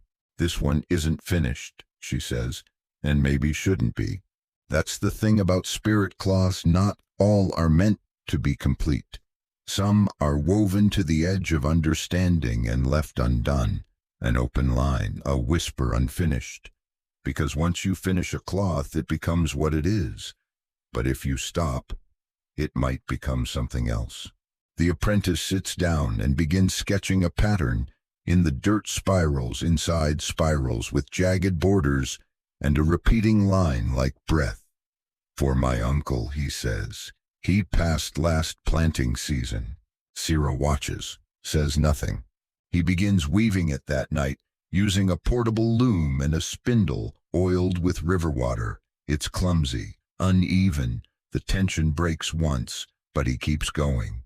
You sit with him as the cloth grows inch by inch, not to be worn, not to be bought, but to honor a concept hard to translate in coin. When it's done, the cloth is folded and wrapped in leaves. He asks no one to bless it. He doesn't need to. It hums softly. The fire dies down. Sira begins humming again. This time the tune is steadier, like a road remembered. And then someone else arrives. A child barefoot and silent carrying a tiny piece of cloth with 5 blue lines. She hands it to Sira, who places it on a small woven mat beside the fire. "For a baby who never took a breath," she says. The wind shifts, the flames flutter. You feel a sudden weight behind your eyes, the kind that comes not from sadness but from knowing deeply that something was witnessed, that a thread once stretched between 2 lives, however briefly, and was not forgotten. The apprentice doesn't speak for a long time. Neither do you. When the fire burns low, Sira gives him a folded scrap of cloth, small, plain, and unpatterned. "For the one you'll lose," she says. "Not yet, but eventually." He nods, tucks it away, and the cloth remembers. There are cloths so beautiful they are never worn. Not once.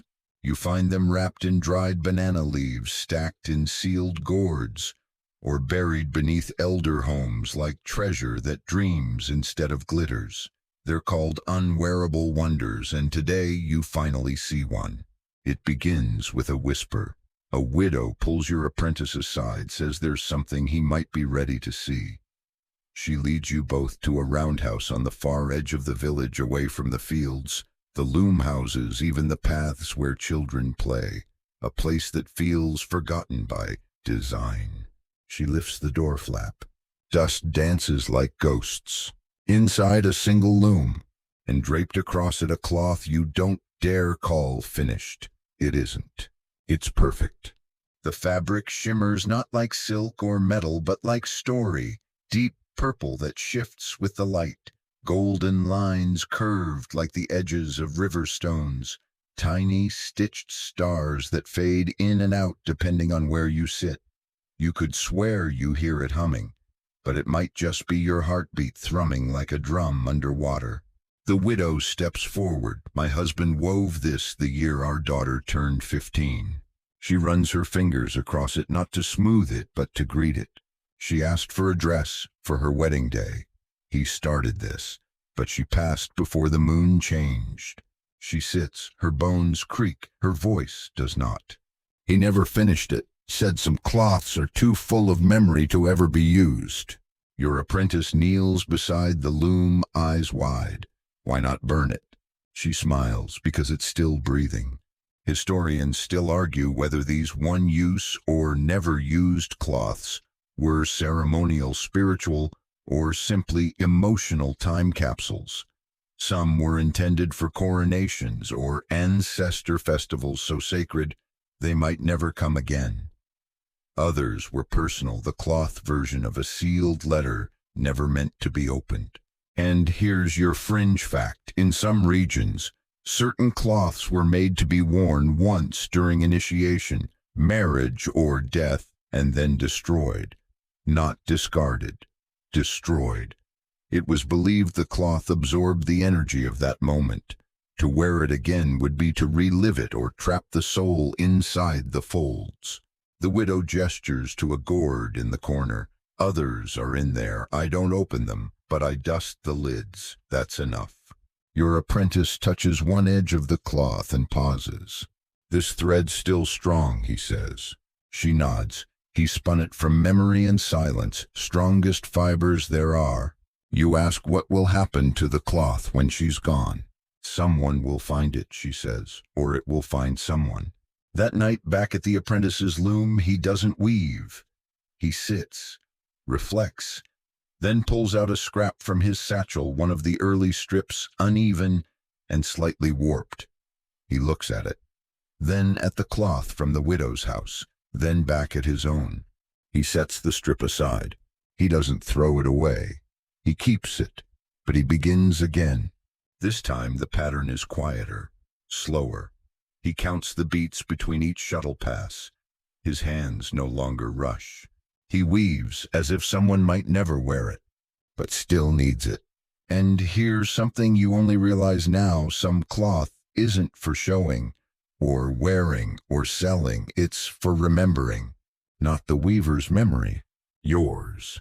You think about the cloths folded under sleeping mats, the ones sewn into baby wraps but never spoken of, the cloths worn once and then hidden, They're not forgotten. They're waiting. For what? For the next hands, the next grief, the next dream. And tonight, in a quiet loom house where the stars can hear your breath, you understand what no historian ever could. Cloth endures not because it survives, but because it waits. It hasn't rained in 9 days. The sky is pale and petulant, and the leaves on the baobab trees hang like tired tongues. Everyone's waiting not for news, not for market, but for weather. You'd think in a village where looms dominate the rhythm of life that rainfall would be left to the sky. But that's not how this place works. Because here, when the heavens stop listening, the weavers start weaving. Today's lesson cloth that calls the rain. You follow your apprentice through a procession of soft-footed elders, all dressed in muted gray and ochre. They carry no drums, no offerings, only rolls of fabric, some newly woven, others brittle with age, each bearing a pattern designed to get nature's attention. At the center of the gathering stands an old man named Baru, bare-chested, sharp-eyed, and with a cloak that looks like lightning made it itself. He calls it Nyogon Fila, the cloth of 2 arguments, a pattern used when people are asking the gods to reconsider. The apprentice whispers, "We're going to make weather." Not exactly, but close. In medieval West African culture, some weavers were seen not just as craftsmen, but as climate interlocutors, individuals who believed and were believed to influence rainfall, harvest, even seasonal winds through their patterns. It wasn't magic. It was rhythm, intention, a plea hidden in geometry. Historians still argue whether these cloths had any measurable effect. Some dismiss them as superstition. Others point to ceremonial records and oral histories that claim entire droughts were broken by a single successful weave. You join the crowd in a clearing near the riverbed, bone dry now. The looms here are makeshift but sturdy. The cloth they're about to weave is known as sanu fere, wet call. The pattern is all vertical lines with tiny horizontal breaks, mimicking rain slanting in wind. Each weaver chooses a color that speaks to the storm. Your apprentice selects indigo, of course. It's tradition. But he adds gray, too, for cloud, for patience. Baru nods, and the weaving begins. No one speaks.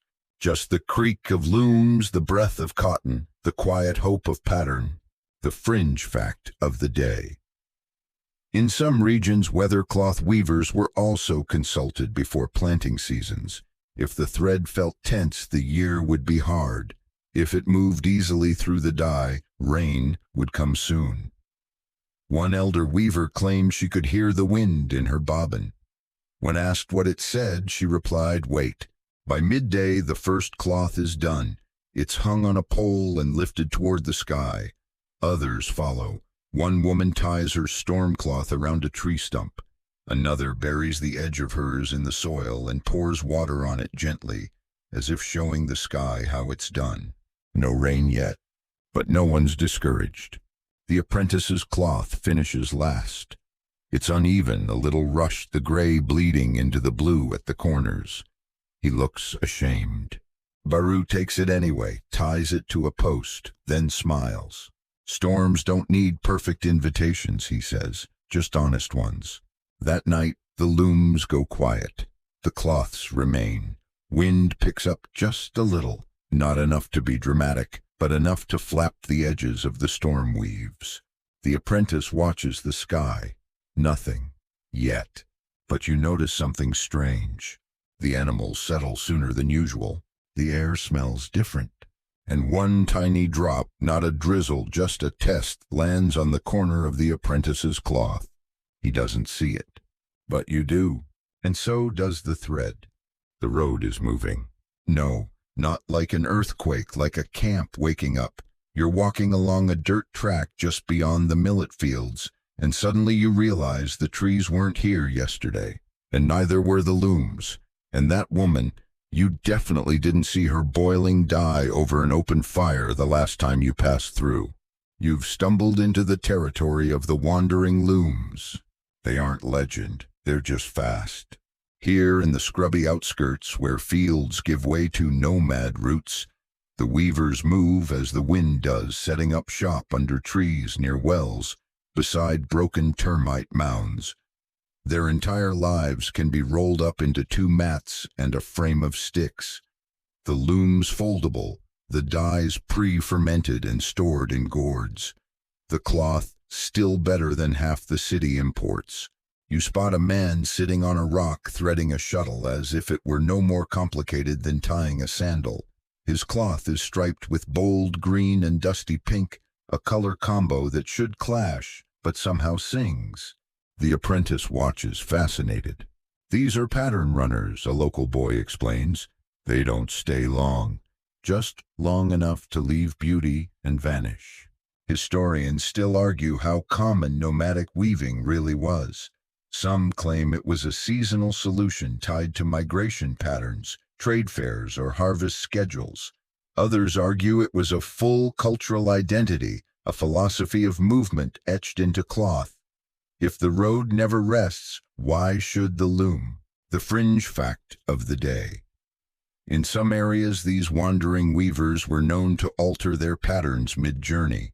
A cloth started in the savannah might end in the Sahel with a different rhythm, different dyes, even a stitched note explaining the detour. These weren't just textiles, they were travel logs. You walk through the mobile loom camp and see incredible things. A girl no older than 12 using a makeshift loom strung between 2 acacia trees. Her shuttle flies, her pattern tiny diamonds arranged like footprints. That's her migration cloth, someone whispers, her family's path from last year. Nearby, an elder weaver mixes dyes with crushed berries. No vats, no pits, just gourds and instinct. He dabs a bit of liquid onto a strip of cloth and nods. Too much sun today, he mutters. We'll blend with rain dye tomorrow. You're offered a seat on a mat beside one of the traveling looms. The man working it is chatty, humorous, and deadly fast. We make faster because the earth doesn't wait, he says, but we never rush the thread. He shows you a cloth stitched with a faint spiral along the edge. That's so we can trace our way back. You blink. You can read that. He grins. Every turn. The apprentice tries a quick weave just a few inches with borrowed thread. His hands struggle without the stability of a full frame, but the result is nimble. The cloth shifts, adapts, tells a different story than anything he's made before. It's alive, he says, and the mobile weaver beside him nods. Because we are. Suddenly a small commotion. A trader has arrived riding a donkey cart packed with goods. He exchanges salt dates and dried fish for 3 strips of fresh weave. No contracts. No argument, just cloth for survival, cloth for movement. You notice that some of the travelers' looms are already coming apart, being disassembled, packed up, rolled in reed mats. Time to move again. Where next, you ask? They shrug, where the wind listens. Before they leave the chatty weaver hands, your apprentice a small sash. It's striped unevenly, dyed in shades of red and bone. It's not fancy, he says, but it traveled more than I have. Might teach you something. The apprentice bows deeply. The camp fades by dusk. No trace left behind but footprints and faint indigo dust. And the cloth. Still warm in your hands. You wake to a riddle in the air. There's something tucked beneath your mat. Not a scorpion, thank goodness, but a piece of cloth, short, stiff, stitched with a spiral and 2 sharp zigzags. It doesn't match anything the apprentice has been working on. He blinks at it, tilts his head, and says, "That's not mine." Which means someone left it. A message, maybe, or a warning. Or given the faint smell of crushed garlic and river stone, a cure. You've entered the world of cloth that heals and hexes. It starts innocently. A baby cries with a fever and her grandmother wraps her in a specific shawl, 3 blue lines, 1 green spiral, no border. She calms within minutes. Coincidence, maybe, but no one questions it. Later that day, a man avoids the village square. Why? Because someone tied a strip of black and red cloth to the baobab there, and the pattern stitched into it is unmistakable anger marked with witness. He's not in the mood to be cursed. You see, in many West African traditions, cloth isn't neutral. It listens, it absorbs, it reflects. Sometimes it protects, sometimes it bites back. And the line between fashion and pharmacy, paper thin. Today, the apprentice is sent to visit an old woman named Nana Cole. She lives at the edge of the bush in a roundhouse wrapped in hundreds of cloth scraps, most no bigger than a hand. They flutter like whispers. Each one was made with purpose. Each one has a story. Nana Cole calls herself a fringe healer. She greets you with a grin and a gourd of bitter tea. Drink. If it tastes bad, it's working. The apprentice sips, survives. She shows him a strip of gray cloth lined with tiny knotted charms. This one's for chest pain, she says. You wrap it 3 times, tie a goat hair thread through the middle, and leave it under your bed. If it's wet in the morning, the illness is leaving. He raises an eyebrow. She shrugs. Try it and see. Historians still argue how widespread these practices were, and whether they were recognized as true medicine or spiritual ritual. But surviving cloth fragments show deliberate patterning marks associated with fertility protection, even mental clarity. Some included bundles sewn into the hem, herbs, ground bark, bone dust. Others bore no decoration at all, just raw cloth tightly folded, kept close to the skin like a second self. Fringe fact. In some households, cloths were inherited not by age or status, but by affliction. A grandmother's healing sash might pass to the grandchild who inherited her weak lungs. A cloth that protected against nightmares would only go to the one who dreamed in circles. Nana Cole lets the apprentice handle a red and gold wrap. That one's for childbirth. Woven only during the waxing moon, washed in rainwater collected from a stone bowl. He runs his fingers over the fringe. 3 twists, then 1 cut. A message. Later she brings out a cloth with strange discoloration, one side lighter than the other, with a jagged edge. That one, she says, was hexed. A man wore it while lying about stolen livestock. Within a week, the fringe began unraveling on its own. The apprentice leans in. Can cloth really do that? Nana Cole doesn't answer. Instead, she asks him a question. When you weave something with anger in your heart, what happens to the pattern? He answers honestly. It twists. She nods. Same with lies, same with fear. Cloth carries what you feed it. And you realize this isn't metaphor. This is doctrine.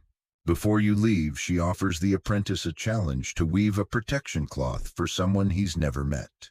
He hesitates. How will I know what they need? You won't, she says, but your cloth will. He spends the afternoon weaving. It's messy, awkward. The colors argue, the knots don't align. But when it's done, Nana Cole places it over her shoulder and smiles. I've had this headache for 3 weeks, she says, and it just left. The apprentice blinks. Coincidence, she grins. Maybe, maybe not. That night back at the loom house, he weaves a second version. Just in case. Because sometimes cloth isn't meant to be worn. It's meant to protect, or confess, or remind you that someone somewhere wants you whole. Your apprentice wakes before dawn to the sound of drumming, but not the kind that calls to dance. This rhythm is slower, flatter, like someone trying to remember a story they were never supposed to hear. It comes from the northern path where red dust travelers pitch tents in tight circles and guards wear blades, not for decoration but for proof. You're about to meet the copycat kings. They don't look like kings. They look like merchants, diplomats, perhaps smugglers. But one glance at the man stepping into the square tells you everything you need to know. He's wearing a cloth that doesn't belong to him. Your apprentice sees it too, a perfect imitation of a sacred royal weave. Sun speaks twice, reserved for bloodlines descended from river chieftains. It's bold, gold-striped, double-fringed, and unmistakably unauthorized. He whispers, "That's not his to wear." No, it's not. And yet here it is, rippling across foreign shoulders like a story told without permission. Welcome to the fallout of fame. As West African cloth patterns grew more powerful, more visible, more admired, they also became desirable. And not just by traders. Rulers from far-off kingdoms wanted in, wanted to wear the power, but not learn the rhythm, not honor the thread, just copy it. And so they did. Historians still argue whether this was flattery or theft. Some say imitation was a form of respect. Others point out that these kings often wore the cloth without understanding its purpose, its origin, or its consequences. One man famously commissioned an entire wardrobe based on royal West African motifs, wore them to court, and suffered a political collapse within a season. Coincidence, maybe. But cloth doesn't like to be misunderstood. You watch as the man in the counterfeit wrap greets the local elders. They don't react, but their eyes narrow just slightly. One of them adjusts her shawl to expose a real royal weave, subtle, quiet, and pulsing with history. The contrast is embarrassing. Your apprentice breathes through his nose. He's angry, but he's learning. One elder says quietly, "Let him wear the shell. It won't protect him from the sea." Fringe fact: some weavers developed invisible errors, tiny flaws only known to the original artisan. If a cloth turned up somewhere unexpected, they could identify whether it was authentic or copied. One particular pattern, known as elephant cough, includes a deliberate warp miscount near the corner. No one without the secret could reproduce it exactly. Think of it as a fingerprint stitched in code. Later that day, your apprentice weaves a small sample of "Sun Speaks Twice," then immediately unravels it. He doesn't want to learn it until he's earned it. That night by the fire, someone asks, "Isn't it just cloth?" He shakes his head. "No, it's a story, and you don't just steal stories, not without turning them into lies." Across the fire, a younger child, maybe 8, asks if they can make their own royal pattern. The apprentice considers. Maybe, he says, if your people honor it, if they remember it, if it grows. The child grins, starts sketching in the dirt. You smile, because that's the future, not imitation. Creation. Back in the trader's camp, the man in the counterfeit cloth prepares to leave. But the wind's changed. His wrap catches on a thorn. Tears, right through the stripe. And for a moment, just a flicker, you think you hear the cloth sigh. There are no looms working today. Not because of rest, not because of ritual, but because something has ended. You feel it the moment you step into the loom house courtyard. The walls seem thinner. The wind comes straight through. The bench where the eldest weaver used to sit lies empty. Her cane rests beside it untouched. The apprentices speak only in glances, and the loom's silent. Wood that once sang now groans faintly like a throat clearing and finding nothing to say. You've arrived at the era of quiet cloth, when the thread stops moving, but not for long. The apprentice doesn't ask what happened. He already knows. The eldest has passed, and with her a whole constellation of patterns. You see, in this village, not every design was public. Some were locked to a weaver's soul, taught to no one, drawn only in dust, or remembered through rhythm. When they go, their patterns go too, unless someone listened. He sits before the loom, not to weave, but to remember. The others clean, oil the frames, sort threads, sweep slowly. No one rushes to replace the silence. Historians still argue how much oral textile tradition has been lost because of secrecy or humility. Some master weavers refused to document their work, believing that cloth should never outlive the weaver's permission. Others passed everything on, but only through song, gesture, or dream. And when the dreams stop, so do the patterns. You find yourself walking through the loom house, fingers grazing threads, left half warped, cloths paused mid-pattern, a panel pinned to the wall, its fringe untouched since last week. It's beautiful and unfinished. Fringe fact. In some cultures, when a weaver died, their final cloth was intentionally left incomplete and folded into a hollow gourd. It would be sealed and stored, not buried, not burned, so their spirit could return to finish the pattern in the next world. One such gourd was opened generations later, and the cloth inside had fused with time, too fragile to unroll but still singing in silence. The apprentice sits beside the loom all day. He doesn't touch it, but his foot rests gently on the pedal, just to feel it. That night he pulls out one of the elder's old cloths, a humble one, earth-dyed, block-patterned, frayed at the edges. He lays it over his shoulders and listens, not to the cloth, to what's missing, and you begin to notice something. The loom house, though quiet, isn't empty. The looms remember how they were held. The spindle still carries oil from her hands. The dye pots, though dry, bear the ghost of her favorite indigo blend, the one she never shared the recipe for, but always knew by scent.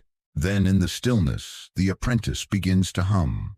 Just a phrase, a rhythm she used to sing under her breath. The others stop working. They listen. He sings again. The words are gone, but the melody remains, and as he hums, his foot taps the pedal. Once, twice, the loom creaks, and with it, something shifts. Someone threads a shuttle, someone else sets the warp. No orders given, no plan agreed upon, just a silent understanding. We continue. The apprentice weaves one row. The shuttle glides. A thread remembers. And though no one says her name aloud, her presence fills the loom house like light after a storm. Dust clings to everything now, not just the ground or the looms, but the air itself, like the earth is trying to hold on to memory. You and the apprentice are walking beyond the edge of the village again, past abandoned compounds, past old fields, now faded into bush. You're following whispers, not roads. Because today we look for the threads that remembered. The apprentice has heard rumors of a woman who collects old cloth, like people collect coins, scraps of forgotten weaves, bundled together like secret maps. No one knows where she lives exactly, only that she finds the stories no one else does.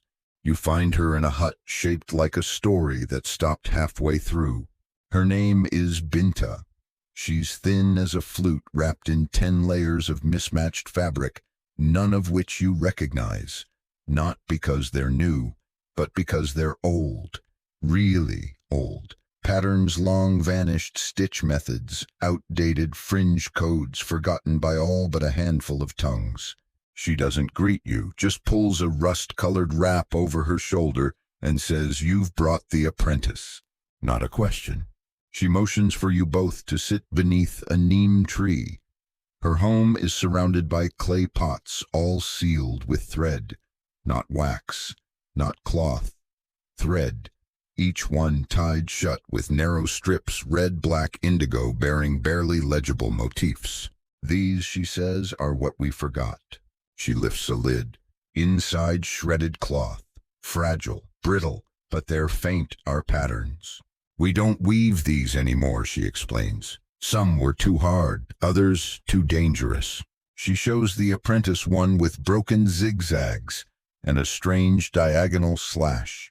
This one caused a marriage to fall apart before the ceremony even began. Pattern said more than it should have. Historians still argue whether cloth memory, pattern-based genealogy, family codes woven into fringe was formal or informal. Some believe specific clans wove their entire histories into heirlooms. Others suggest most of this was improvised, passed down via story more than structure. But Binta's archive tells a different truth. Some cloth knew where it came from. Fringe fact. In one famous case, a boy in the 19th century found a strip of old cloth in his grandmother's basket. The pattern led a griot and oral historian to recover a whole lost branch of the family tree, including land claims and names that had vanished in colonial record loss. The cloth worn as a headband during the reburial of an ancestor, long thought forgotten. Back under the neem, Binta lets the apprentice examine a nearly black strip of cloth with uneven stitching. This, she says, is grief recorded. He looks up. Not grief from one event. Grief layered war loss, famine love that ended too early. The weaver didn't speak for years after making this. He holds it like it might crumble. Then she hands him a small sealed packet. This one's not mine. Found it near the old river bend last season. Cloth wrapped around a journal. The book was ruined. The cloth is still alive. He opens it gently. Inside, faded indigo, nearly gray. But the pattern familiar. It's his. A version of a pattern he thought he invented. But here it is older, raw. A distant cousin of the cloth he weaves now, different yet echoing. He looks up, stunned. Binta nods. You didn't start it, but maybe you're the one who brings it back. You sit together for a long while, watching the afternoon light fall in thin gold bands through the neem branches. Around you, the sealed jars seem to breathe. This place, this cloth tomb, this memory cradle isn't a museum. It's a whispering room. And the apprentice, he's listening. As you prepare to leave, Binta hands him a spindle carved from bone, wrapped in cloth so old it's turned to thread. Spin new stories, she says, but don't forget the ghosts. Back in the village, he unrolls the cloth that matched his own. Not to copy, to learn. And that night, under a gourd lamp and the slow creak of a waking loom, he weaves one stripe. Just one. But it carries 1,000 names. The earth smells different today, richer, like something's been stirred below the surface, wet clay, crushed roots, a faint pulse beneath your feet.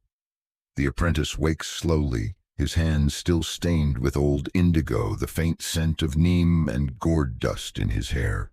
Today is the last day of this journey, but not the end of the story. Today you go underground, not into secrecy or silence, but into memory that breathes from the soil. Because cloth doesn't just live in markets or loom houses or around people's waists. Sometimes it lives in the ground. You walk with the apprentice to a dig site just beyond the ridge. A group of quiet, careful archaeologists squat in the dirt, brushing delicately around what looks like a collapsed pot. It's not the pot they care about. It's what's inside. Cloth. You lean closer. It's barely there, threads like whispers, impressions left in sand. But even so, the pattern is visible. A series of tight diamonds interrupted by 2 waves. The fringe gone, but the message still trying to speak. Burial cloth, someone says. Laid on the chest, folded twice, still warm, they said. This isn't legend, it's evidence.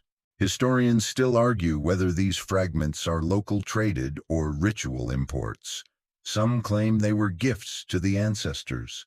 Others think they were part of funerary wrappings meant to guide the soul across sand and shadow. But here now, none of that matters. Because you feel it. The loom didn't stop when the weaver died. It kept moving in soil, in dust, in memory. A few feet away, a boy not much older than your apprentice pulls up a shard of pottery. Inside it, tucked like a secret, is a knot of preserved thread, red and green, twisted in a shape you've seen before. It's the storm knot, the same one the apprentice wove weeks ago under a restless sky. He stares at it, and you see the shift in his face. A knowing, a return.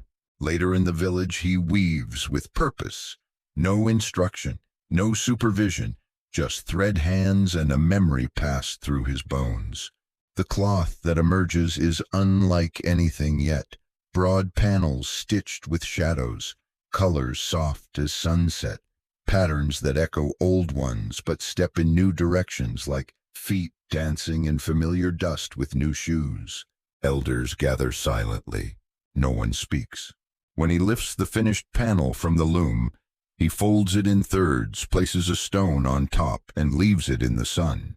Not for sale, not for ceremony, just to rest. Because some cloths don't need to be worn. They just need to exist. Fringe fact to close the journey. In one recovered burial site, archaeologists found a wrapped bundle with no bones inside, just cloth, carefully folded, dated hundreds of years older than the village that surrounded it. Some think it was an offering. Others believe it was a story sealed for the future. You believe it was both. And now so does the apprentice. Because now he is no longer an apprentice. He's a keeper, a whisperer, a weaver of things too old to remember and too new to forget. He returns to the loom house one last time alone, lights a small oil lamp, ties one thread, and begins again. So now your journey through the woven past begins to fade. The loom goes still, the spindle rests, and the dye pots cool beneath their clay lids. You've walked through smoke and shadow, through laughter, silence, oath, and grief, and seen how thread can carry everything a voice cannot. You've met cloths that talked, danced, mourned, even defied kings. You've watched a boy grow into a memory keeper, his hands stained not just with dye, but with time itself. And maybe now you understand why a warp is more than cotton, why a pattern is more than pretty, why even the tiniest fringe can say we were here. Close your eyes and let yourself remember the rhythm, the gentle beat of the loom, the hush of hands spinning under moonlight, the scent of bark boiled dye rising in early morning air. Let it settle like cloth folding itself around your shoulders, warm, a little scratchy, but grounding. Maybe tomorrow you'll see fabric differently. Maybe you'll notice the thread on your pillowcase or the pattern on your grandmother's shawl and feel it tugging gently at your memory. Because the lost traditions of West African weavers were never truly lost. They were waiting, still warm in the soil, still humming, still listening. So breathe deep. Let your thoughts tangle softly in warp and weft, and sleep now. Sleep in story, sleep in thread, sleep in peace.